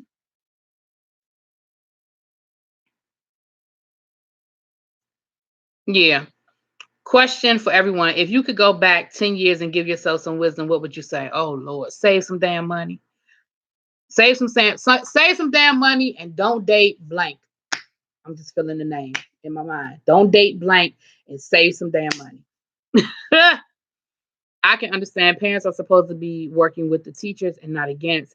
That's another reason I can't be a teacher. The parents are too much. But you know what's funny? When I first is that Crispy's PDJ? I mean PDB. Hey, how you doing? Don't change the grade. Oh, I'm not changing shit. Oh, my principal and my sister principal, they have my back. I went to them before I sent that email. I went to them because what I didn't want to do was send an email and then the parent called them and then they tell her something different than what I said. So no, I went to them both times. Oh no, they definitely got my back. And like I said, especially since the boy graduated. Graduation was Monday. Again, if you still had a problem, I never heard back from you until after graduation. So again, where you been? Grades were turned in 2 weeks ago, maybe even 3 weeks ago. So you had more than enough time to address it again. You wait till after graduation? Child, please, your child don't walk across that stage. No, I understand. No, Shakira, I understand what you were saying. Yeah, I understand what you were saying. I send failure notices home every 3 weeks in addition to progress reports. I ain't calling nobody. You fail, you fail. Now I'm gonna tell you what I will do. Save money would be my biggest advice here. Definitely save money. Don't fall in love with her. Get yours and go. Oh, who you not falling in love with, Big Daddy? The last girlfriend? Who you not falling in love with, Big Daddy? Because it can't be your wife because you knew her more than 10 years ago. So who you not falling in love with? I'm sorry, am I telling your business? Let me shut up. I had a parent who tried to pressure me to change the child's grade. Yeah. Oh, and save. Oh, you're saying, yep. You talking about the last girlfriend? Yeah. I don't know. We never did have a chance to talk and for you to tell me that whole situation, but I agree. Yeah, I don't do now. Like I said, if it's my fault, if I made the error, I have no problem fighting to change a grade. I had to do that last year. I had a student, I forgot to put a grade in for that student, and it kept them off the honor roll. And I got that grade changed. I absolutely did because it was my fault. And I never would be the reason why a child wouldn't make honor roll. I never want to be, I should say, the reason why a child wouldn't make the honor roll. You know what I mean? I don't never want to be that person. But again, I'm like you, Teddy. Now I will say this: I will call Teddy if there's no email. Now I'm an emailing queen. One, because that's an automatic time step, date stamp, and what I did is it's all documented without me having to do no work. But if there is no email in our system, I will call. I also mail. Um, I'm like you, Teddy. I also mail notices home as well. At the end of each quarter, I make contact with a parent. If a child got a D or a C in my grade, and that's from in my class, and that's from first quarter on through. So yeah, because you're not gonna. I don't change grades, but I have all the documentation to support that. And that's why my administration supports me, because I'm not one of those teachers that be on that bullshit. Because don't get me wrong, teachers are wrong. Teachers are not perfect, and there are teachers out here that don't do what they should do, in my opinion. But I ain't one of them, and my administration knows I'm not one of them. So, you know, yeah. My school has systems in place that give students so many allowances. Exactly. My school does the same thing. I mean, without getting into all of the ins and outs, there are so many things in place for students. Like even with this particular child, the work that he turned in that last day, the last day of the quarter, the work he turned in was work that had been due since before spring break. So again, you wait until the day that grades are due to turn in something that was due a month and a half ago. Like, stop it. Anybody got time for that? Yeah, Crispy, I'm glad your administration backed you up, because again, and that's part of the problem. Little baby, you were saying that teachers should be working with parents should be working with teachers. When I first started teaching, that was the climate. Parents supported me. Parents gave me they gave me the benefit of the doubt over their child. And I'm not saying that you shouldn't believe your child, and I'm not saying that that teachers don't lie. Because again, I have worked with some people that are not. I've worked with some educators that, in my opinion, ain't the best educators. So I am in no way, shape, or form saying that. But what I will say is, when you work, you're working against teachers. I don't know what you expect the outcome to be. Parents who work against the school and work against teachers, I just don't know what they expect the outcome to be. I just don't know what they expect to happen. Yeah, we're definitely setting our kids up for failure when we don't hold them accountable.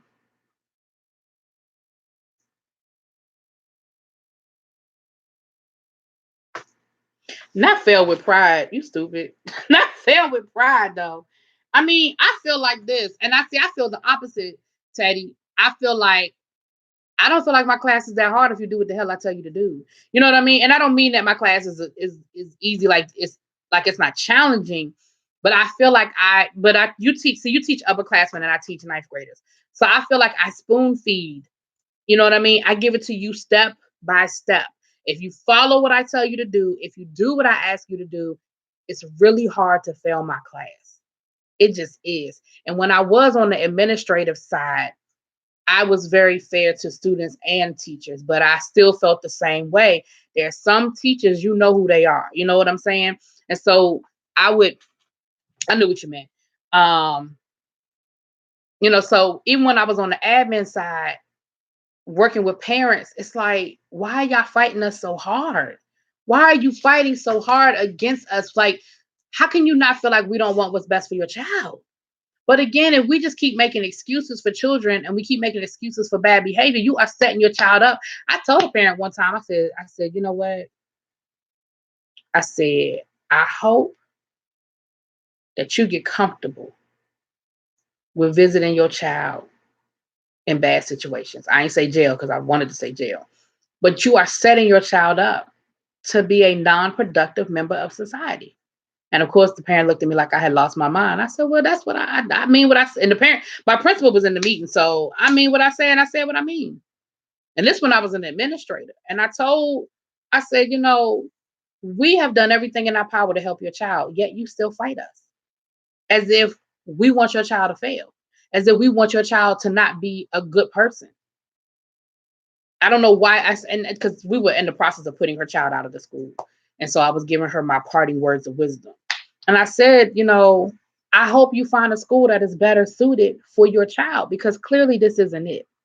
Clearly this isn't where your child needs to be. you know? And I just don't understand parents who feel like the school is the enemy. I'm not saying that every teacher is perfect or every school is perfect, but we're not the enemy. That's not how this is set up. And parents who act like that teachers are the enemy and that their child can't lie, your child lie. The child lie to you. So why do you take everything your child says about another adult with a grain of salt, but when they tell you something, they lying to you about something? You know what I'm saying? Honey, my cousin's the principal of my old high school, and she said she don't mind the kids. It was the parents. That's how I feel now. The kids are not my issue because kids are kids. Kids are being what they're supposed to be. They're acting the way they're supposed to act. It's the damn parents that get on my nerves. In her half a year, she brought that school up from a borderline F school to a borderline A. Wow, that's great. That is great. These new parents think their child are the golden child and believe they can do no wrong, so they need no correction. I sure know my child, honey. They all lie. Kids lie. Yeah, I mean, but that's how parents treat us. Parents treat us like we're babysitters, and my thing is too, I don't understand as a parent. If your child says to you, "Can I go over Sheila's house for a sleepover on Friday because she's having a birthday party and it's a sleepover." You make sure you call Sheila's mama. You probably go over to Sheila mama house. You want to see what kind of house they live in. Make sure they ain't in the hood or they ain't got roaches or whatever the situation is. You ask them what they're going to do, what time you going to drop them off, what time you want me to pick them up, what they're going to be doing while they here. Does she need some money? How many change of clothes does she need? Right? You check all of that stuff to let your child sleep over at somebody else's house. Yet I have parents who will never come up to the school until there's a problem. Someplace you send your child for 8 hours a day. I see your kid more than you do during the week. And you don't have time to come up to the school and say, "Hey, how you doing?" Introduce yourself to the people that are going to be spending time with your child for the next 9 months. I don't understand that mindset. When we have back to school night or parent teacher conference and I don't have a line, I should have a line down the hallway because every single parent of the child that I teach should be wanting to come and meet me. And I don't understand the mentality that you don't have time to come to the school. I don't understand it. I just don't understand it. No, it don't make sense to me. I know my eighth graders who run their household and the ones who have good old fashioned discipline. Oh, absolutely. And that's what a lot of it is that they're allowed to act that way at home. And they're allowed to act that way at home. You can tell the ones who are showing off versus the ones it's just normal. They don't know no better because they're allowed to act like that at home. So, it is what it is, y'all. And again, I know that being a parent is hard. It's not a job that I've ever had, but I know it's a hard job. I'm not saying it's perfect. I'm not saying that my parents went to every single event at my school because they did not. But my parents did make sure that they came up to the school and they knew who the hell my teachers were. Now, in high school, it got a little more spotty. I'm not going to lie. It got a little more spotty. But I'm going to say that my parents made it up to the school at least for the first parent teacher conference. At least. Or back to school night and met all of my teachers. Like, I can promise you that. Now, did my parents come up to every single event at my school? No, they did not. Both my parents worked 2 jobs growing up. And I grew up with both my parents in the home, and both my parents had 2 jobs. So I ain't even going to sit here and tell that lie. But what I am going to say is they made sure that they got to back to school night and to the first parent teacher conference. Now, after that, it was up in the air. But I promise you, if there was a problem, they was up at the school. And I promise you, they didn't give me the benefit of the doubt at all. It was, shut up, let me listen to what this teacher have to say, and then I'll hear what you got to say. Now, your kids, and your kids' personality. So some things my mother knew about me or about my sister. But at the end of the day, it was never, I'm going to beat up on the teacher, literally and figuratively, because some of the parents come up there wanting to fight the damn teachers too. My mother told me a few years back this child told her parents that her teacher wouldn't allow her to attend their field day because of poor grades. I would have 3 kids in elementary school, and both myself, their father would go to all the conferences, party, award shows, games, etc. We knew the teachers, administrators, and extracurriculars. Exactly. My mama name, let me tell you something. Elementary school, my mama was the PTA this and on this, that, and on the other. Letters would come home and had my mama's signature on it. It was like, please contact this person, this person, this person. And my mama name would always be one of them. And the kids would be like, your mama here. Damn, what's she up here for now? But now in high school, it wasn't, it got a little spotty in high school, but she was trying to give me a little bit of independence. But in elementary school, honey, I'll come to the school, left every possible way to contact me and keep regular communication. Absolutely. Her parents came to the school, bypassed the front office to the teacher's room. The room was locked, but the little girl got up to open the door. The father comes in, cusses the teacher out, and leaves. The teacher reported to the principal, and he did nothing. See, hell no, that ain't happening to me. Hell no. The lady ended up having a heart attack over it and officially retired. She was my old fifth grade. Oh, that's sad. That's so sad. I'm gonna come back to that one, little baby. I remember when I taught briefly. Yeah, you taught very briefly. There was there was a girl who asked me to tutor her because she was failing my class, and her parents gave her $50 for every passing grade, and she got not an A but a passing grade. See, emotionally rewarding. They come back and visit us as an adult. Yeah.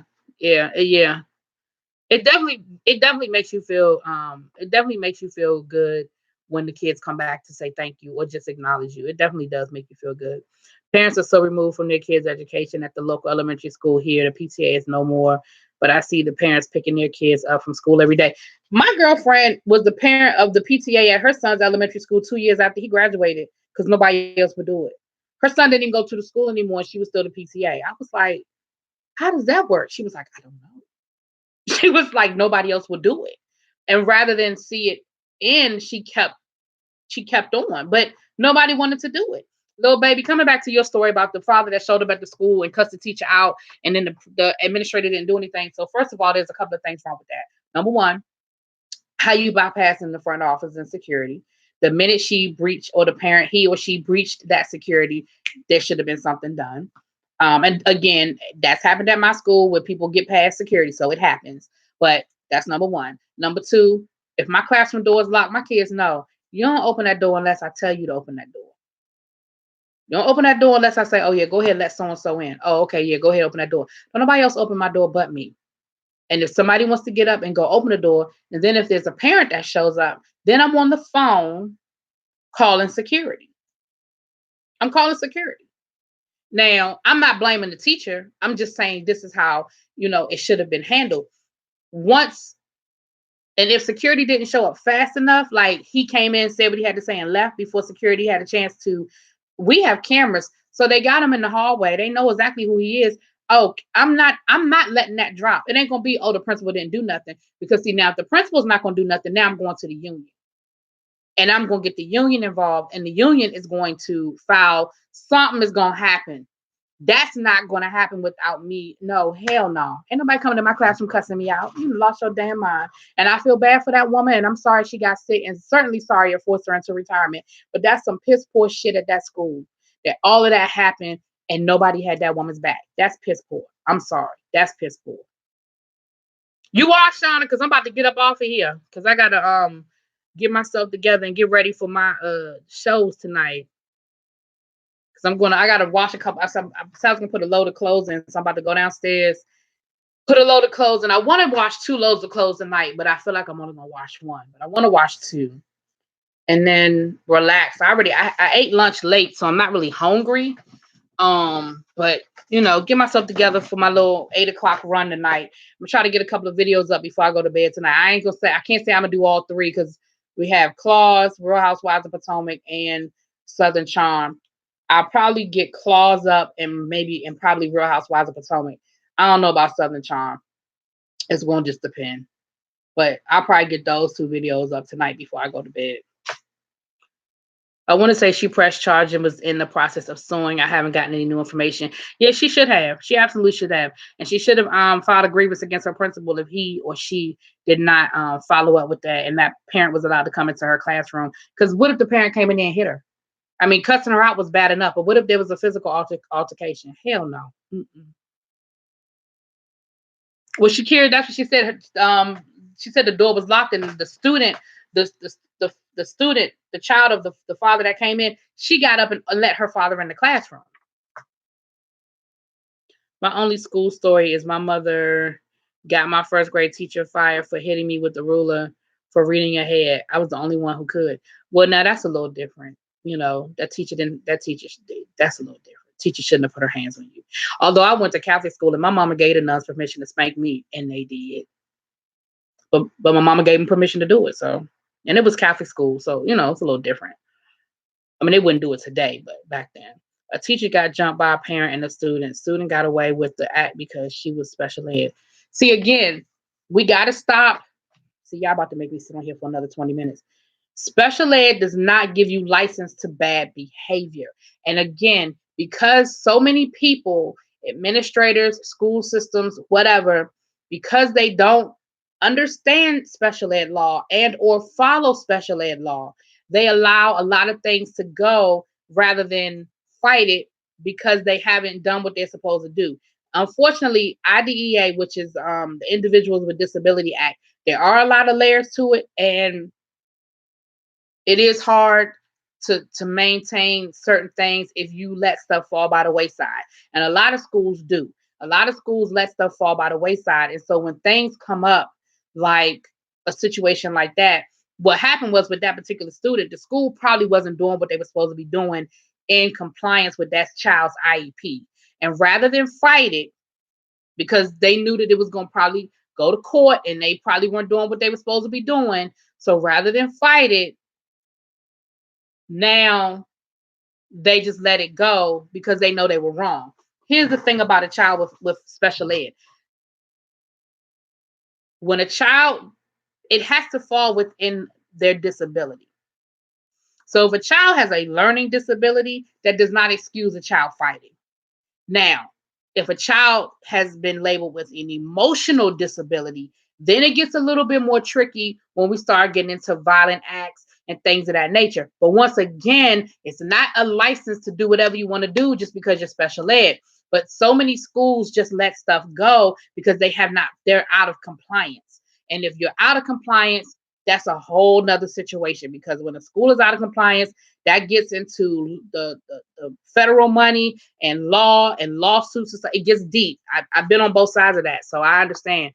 I was actually an advocate for special ed, for parents with special ed students. I was an advocate for a couple of years, so I understand that a lot of times schools are so afraid of lawyers and lawsuits when it comes to special ed kids. They just let shit drop. But that is not a license just because a child got an IEP to let them do whatever they want to do. Trust me, I've been on both sides of that one. Anyway, let me get off of here, y'all. Hey, nice one. I'm loving your live streams. It's taking my mind off living in the. Oh, I'm so sorry. What? Nice one. I'm sorry to hear that. That's terrible. I'm glad you're okay, Teddy. I hope the weather ain't nothing too bad coming through here. Oh, how was your day last night with your boo? Y'all had a good time? Yeah, I'm glad. I'm sorry, nice one. I'm sorry to hear that about your situation. I hope it gets better for you, babe. Hope it gets better for you.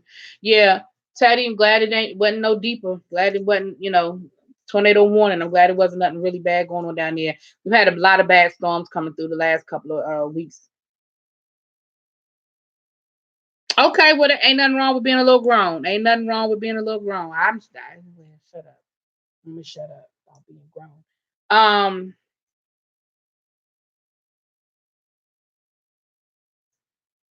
I was going to say something. I lost my train of thought, y'all. Yeah, definitely praying for you, nice one, and tapping into whatever resources you can in your area that you live in. That sounds wow. Sounds bad. My nephew has an IEP and they just send him home when he's acting a fool. Now his parents have to deal with truancy because he's been expelled so much in kindergarten. Okay. Yana, give me a second. I might be hanging out with Jay Wilson later tonight. Okay. Jay Wilson and his new hair. Okay then.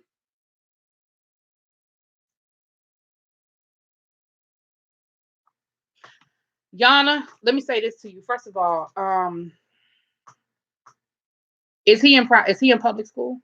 Is your nephew in public school? If your nephew is in public school, Oh, well, that's good. I hope y'all have a good time. Tell him.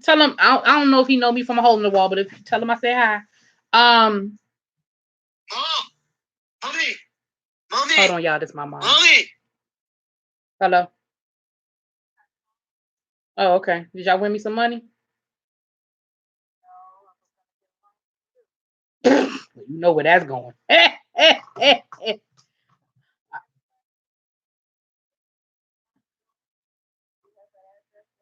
I got the money from Shelly yesterday. I went to the bank, and as soon as it's in my bank, I will make the final payment, and I will let you know. Okay. All right. Bye.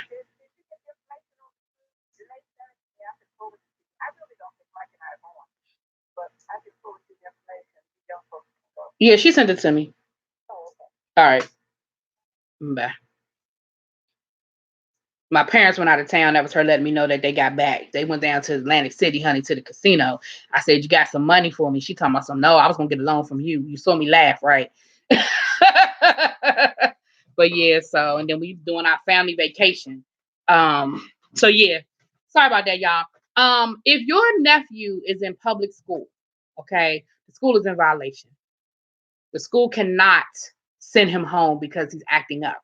If he has an IEP, actually in fifth grade, he probably has a what is it, a IFEP, something with family in it. It has the word family in it. But if he has an IEP and he has and he has a disability that has been identified, then what the school is obligated to do is to follow his IEP. And I promise you, his IEP don't say send him home when he act up. The school is in violation. Um, if your brother, sister-in-law, sister and brother-in-law, whomever, however that works out, if they're getting pushback from the school system about truancy, and what they need to do is have it documented every time the school sent that young man home.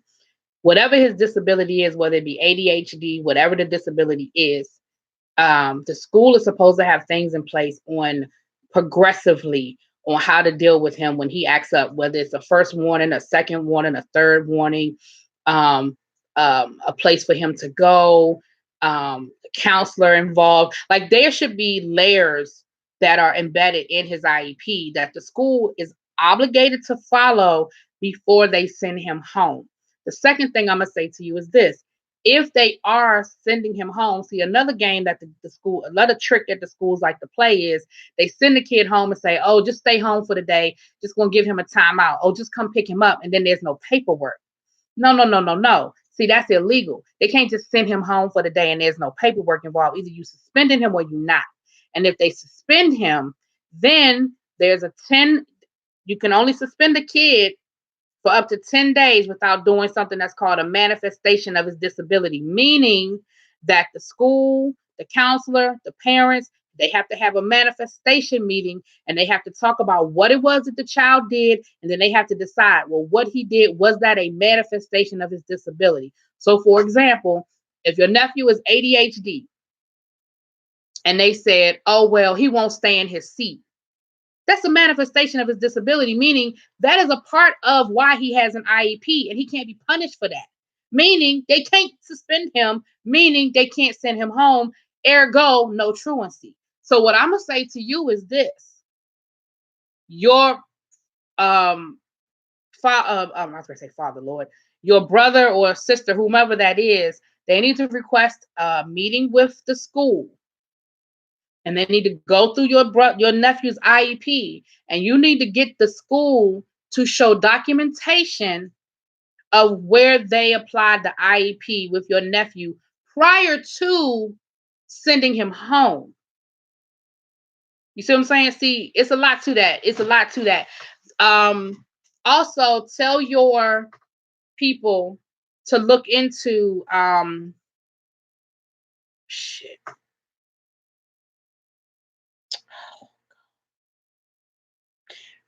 The exact title is escaping me right now. Damn it.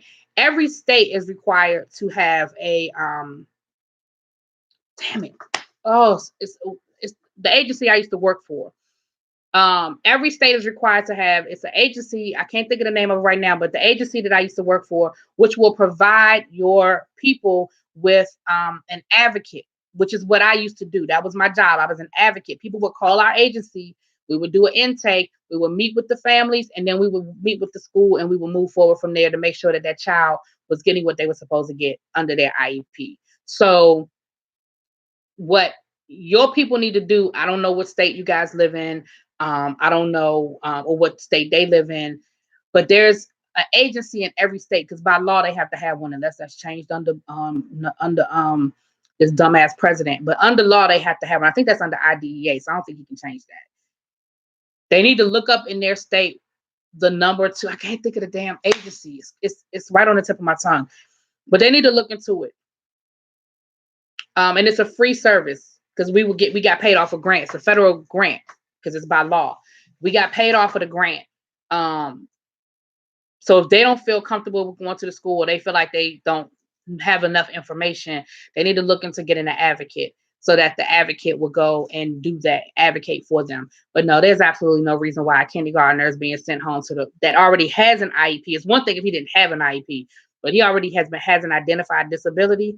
No, they can't do that. They breaking the law, boo. They breaking the law. They breaking the law. And I'm sorry that was so long-winded, but it was pissing me off. It was pissing me off. Your son has a 504 and it could be a blessing and a curse. It can be. And again, it depends. It can be a blessing and a curse. If he's in public school, they have to have classes and teachers that are trained to deal with his. But see, again, if he's they have to follow his IEP. And if his IEP says that he has to be in a co-teacher classroom or whatever, but whatever it is, they have to follow his IEP. I don't know what his IEP says, so I can't really get into the specifics, but they have to follow his IEP. That's what I kept telling his parents, but there are those parents that never go to the school. And that's what they bank on. The schools bank on the fact that these parents are not coming up here to argue. They're just going to let their kid come home. That's it. So, I mean, no disrespect to your people, but if they're not going to go and advocate for their child, then the school is going to keep taking advantage of that. That's what the school is going to do. And I hate to say it that way, but if they know that, I tell people all the time, the squeaky wheel gets the oil. If these schools know that these parents are not going to come up there and fight them, then they're going to keep doing it. Because the easy thing for the school is to eliminate the problem. If little Johnny is cutting up and they know they can send little Johnny home every other day and the parent ain't going to push back, then that's what the hell they're going to do. Because they don't want to deal with little Johnny. So they need to go up to the school. Yeah, they ain't sending, yeah. They need to speak with a board IEP specialist. Yeah, again, I can't. The name of the agency, that was a few years back, y'all. Yeah, there should be somebody at the school, whether it's the counselor, whether it's a special ed coordinator or something. There's somebody at the school that should be be their point of contact. Exactly, they have to do. Thank you, Teddy. They have to do there should be a behavior analysis, and from that they should have developed. That's what I was saying about having steps in place. They should have developed a BIP, which is a behavior improvement plan. If he's cutting up that bad, he should have a BIP in place, and in that BIP there are steps of things that identify what he does and what the response from the school is going to be. And all of those things have to be done before they start talking about suspending him. And like I said, even then, there are only a certain number of days that they can suspend that child when it's a part of his disability. They can't just keep sending him home. That's illegal. They are breaking the law. That is illegal.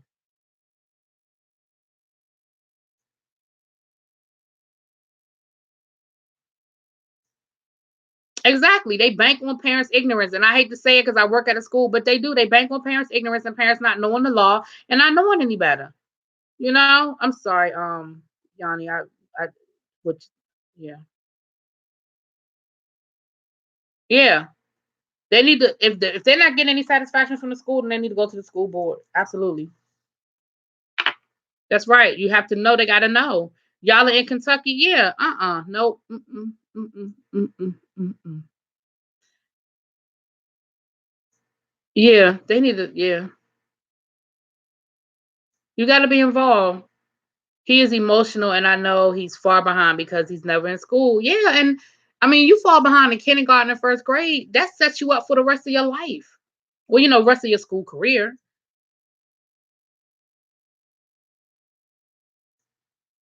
Exactly. They got to follow the accommodations before. And again, there's a difference between sending him home and suspending him. If they're just sending him home, oh, Johnny needs a timeout. We're just gonna send him home for the rest of the day. That's not a suspension. And so that's why truancy is coming after the parents now, because there's no documentation that the school was making that child go home or sending that child home. And so now what it looks like is that the parents are keeping him home from school or picking him up early for no reason and no documentation. You see what I'm saying?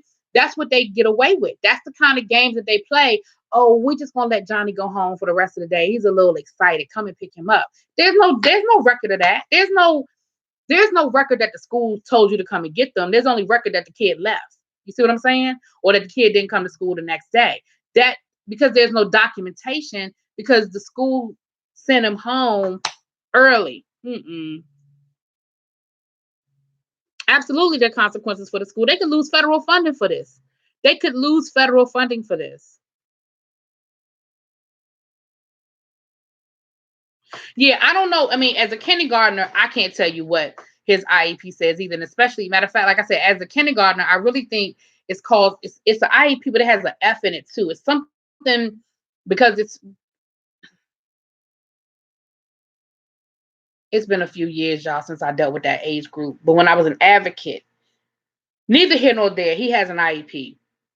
The IEP should have his accommodations in it. And if the school is not meeting his accommodations, then they are in violation of federal law, and they can lose federal money for that. They can be there's some serious consequences to violating IDEA. But again, the school banks on parents being ignorant to the law. You understand what I'm saying? Your people are going to have to be a lot more proactive. A lot more proactive. Because if they're not, then their son is going to become a statistic. And what I mean by statistic, I mean another black boy that was pushed into special ed and was allowed to just be there. Just be there.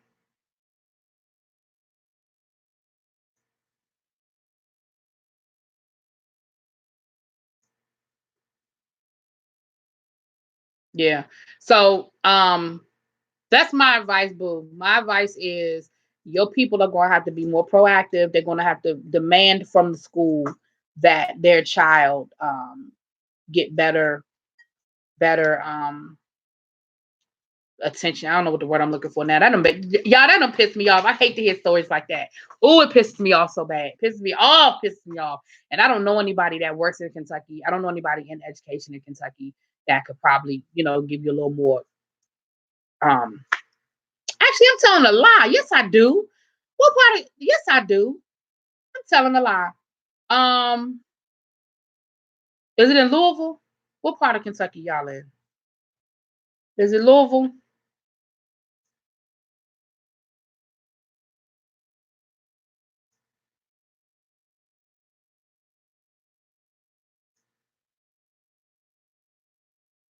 And that's it, Vaughn. That's exactly what it is. That's what they do, Yana. That's what they do.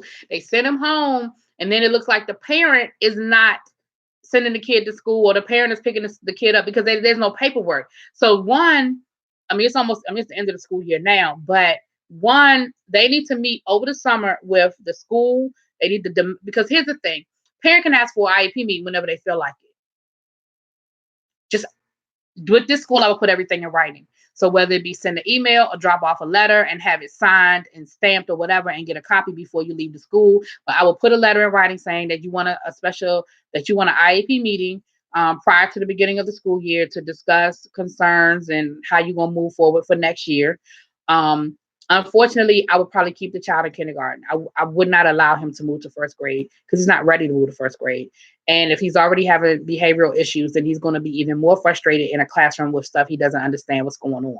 So unfortunately, I probably would keep him in kindergarten. But I would have an IEP meeting. I would put the request in writing. Once you put it in writing, there's a time. The other thing you got to understand about IDEA, there's a timeline for everything. Once it's put in writing and the school is made aware, and I don't remember all the dates, but there's only a certain amount of time that the school has to comply with that request. I want to say it's 15 calendar days, but don't quote me on that because I don't know. But there's a timeline for everything. So the first thing they need to do is they need to have a meeting with the IEP team. And the IEP team consists of the parents, the counselor, the teachers, whomever, right? An administrator, whatever. And that needs to be the conversation.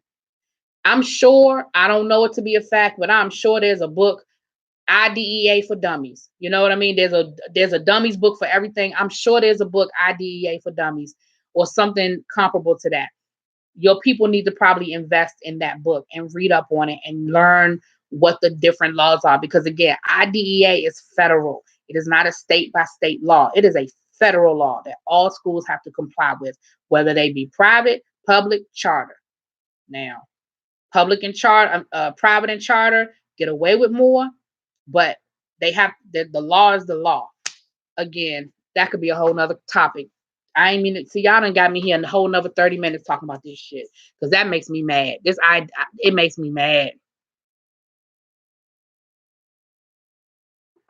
Other problems that they may tell the teacher to pass him so they don't get any red flags from the district. He'll be behind. Right. That's why I say don't let him go to first grade. And I know that's a hard thing for parents to do, but don't let him go to first grade. He's not ready for first grade. If he spent half of kindergarten out of the classroom and the other half cutting up, he's not ready for first grade. They absolutely should not pick him up without a suspension letter. There you go. Rights law. Thank you, Volvo. Absolutely. Thank you. Click that link.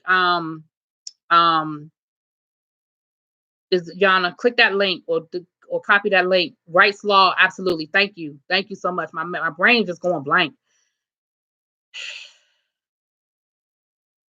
Yeah, see, no kindergartner need to be suspended for 3 days. What the hell he doing? Throwing paint on people? Like, what the fuck?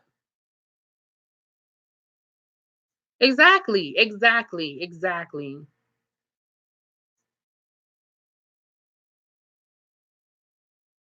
Yeah, knowing the law, and I'm gonna tell you something too. Even if your people don't know the whole law, certain things will be a red flag. Let them walk in that school with a letter in writing saying that they're requesting an IEP meeting before the beginning of the school year and tell them don't leave until it is stamped, received, and they get a copy of it stamped and received. I'm telling you, when the school starts seeing that you're documenting things, you'll be surprised how people's attitude changes. You'll be surprised how their attitude changes. They're doing it because they can, because they've been getting away with it. Yeah, I mean, what the hell is he doing that's that bad? He's throwing chairs. Oh well. Again, and it sounds like, and I ain't diagnosing nobody, but it sounds like that maybe they're, that sounds like it's a little bit more than ADHD. However, again, the school is responsible for making sure they're accommodating whatever his IEP is. And I'm with Teddy now. Maybe he's supposed to be in a different setting. And again, that's a conversation that needs to be had. But maybe he's supposed to be in a different setting. Maybe that is not the right setting for him. But then the school, once again, is obligated to figure out what the right setting is, and then find the accommodation for it. Maybe that's just not the right setting for him. Maybe he cannot be successful in that setting. I don't know, because I don't have any paperwork in front of me, so I can't diagnose. But it just sounds like that's just not the right setting. Absolutely. Oh, let me tell you something.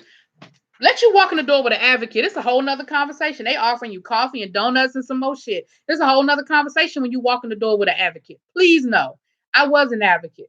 I've been on both sides of that coin. I've been a teacher and I've been an advocate. And please understand what I tell you. It's a whole nother cup of tea when you walk in the door with an advocate. I promise you.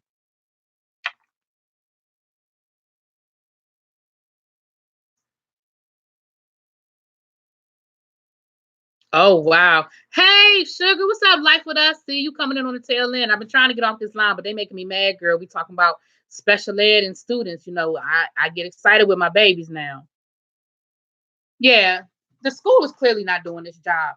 And it sounds like, again, I'm not diagnosing anybody, but from what you're saying, it sounds like your nephew might have some issues that really need to be addressed. Sounds like there may be some serious. What's this? Sounds like there might be some really serious issues. I'm sorry, y'all. I saw something in my mail that I'm like, what is that? But it sounds like there may be some really serious issues that needs to be addressed, y'all. Oh, that's what I thought it was. Um, and the parents again, if they're not going to be proactive, then the school is going to do what the school wants to do. And again, like I said earlier on in this conversation, that the schools are not always perfect and the teachers are not always perfect. It sounds like they're in an environment where the school is not perfect.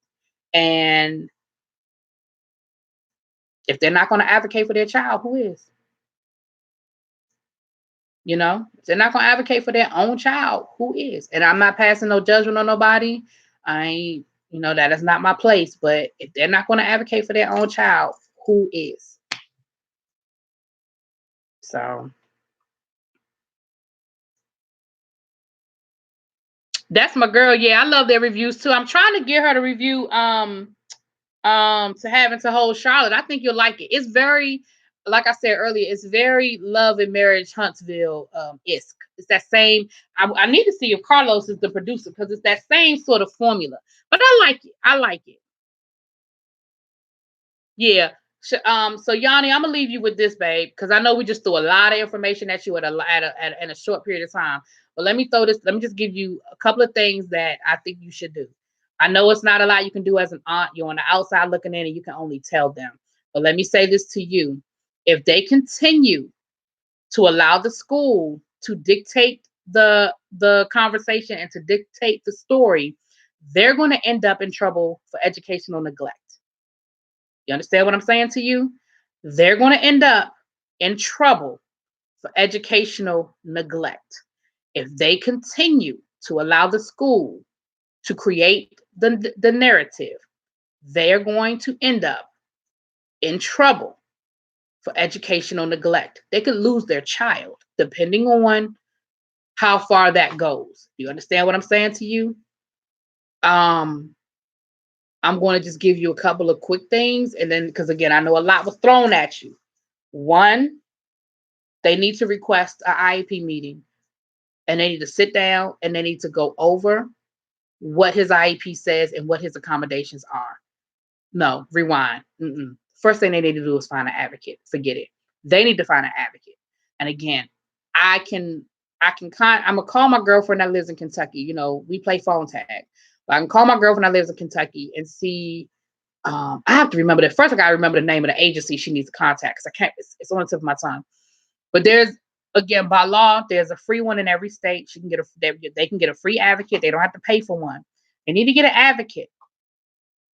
Let the advocate know what's been going on at the school this year. And then from there, the advocate will do all the work. That's what they need to do. They just need to get an advocate. And then the advocate will do all the work. Because, yeah, that's my 2 cents. That's my 2 cents.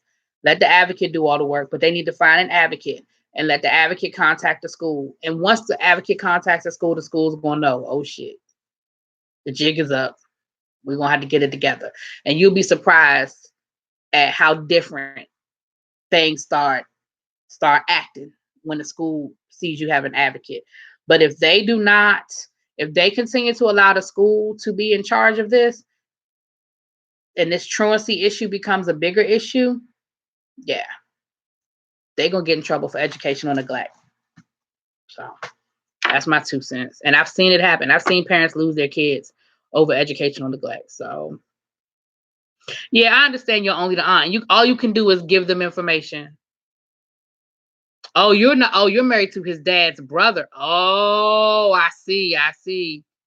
Oh, and his mama is white. Oh, okay. Not the debt, but I'm just reading what you're saying. I received the advocate referral through my pediatrician office. Again, see, you might be able to get one through the doctor. I don't, I know here in DC, the one I worked for in DC, we got referrals from everywhere, word of mouth, everything. So yeah, maybe your doctor can help you with that, or their doctor. Yes, I completely understand. My husband and I are huge when it comes to our children's education. I wish I would have known about an advocate. I probably would have made definitely would have made your battles easier. My cousin, who's a former principal, left that job to go work in the school board office, and she had to pay visits to plenty of homes of absentee parents. Yeah, I mean, that's a real thing. Educational neglect is a legit thing. It is a real charge that you can lose your kids over. You can lose your kids over educational neglect. It is a real charge. You definitely can go to court. I've seen many parents have to go to court and defend themselves about why their children are not in school. So, Yanni, like I said, honey, I don't know what to tell you, baby. You can only, you know what? Sometimes all you can do is lead a horse to water. But I am going to also say this to you, and this is a family situation, so I'm only going to say this, and I'm going to get the hell out of it because it's family. However, do what's in the best interest of the child, and I'm gonna just leave it at that. You got to do what's in the best interest of the child. Adults are adults. Adults can take care of their damn selves. But this child is drowning, and he is begging for help, saying that he wants to hurt himself, saying that he wants to hurt others. He is begging for help. He is begging for help. He's gonna get it one way or the other. You understand what I'm saying? So you got to do what's in the best interest of the child. I know you're limited as an aunt, and there's only but so much you can do. I get it. I understand, but and you in a hard situation. I don't relish the role that you are in, but you got to do what's in the best interest of that child.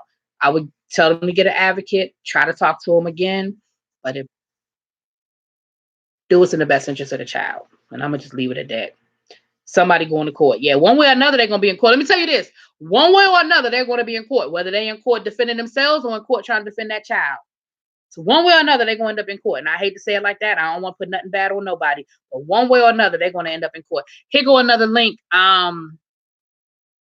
There's another link for you, Yanni. Thank you so much, Vovo, for dropping these links. Education.kentucky.gov, special education. There you go. That sounds like a really good link for you to get started. Go ahead and get that link. I'm going to log off, but I'm going to give you time to get that link. Click on that link or copy and paste it. I'm going to give you a few seconds to do that. I'm going to log off, y'all. We've been on here. Y'all, we've been over here over 2 hours, but we're having a good time. It don't feel like I've been on here for 2 hours. Good Lord. Y'all make this too easy. It flow too easy. Because I swear I meant to get on here for an hour and get my butt off and do some other stuff. I ain't put no load of clothes in the wash. My friend ain't even text me back yet. Oh, knucklehead self.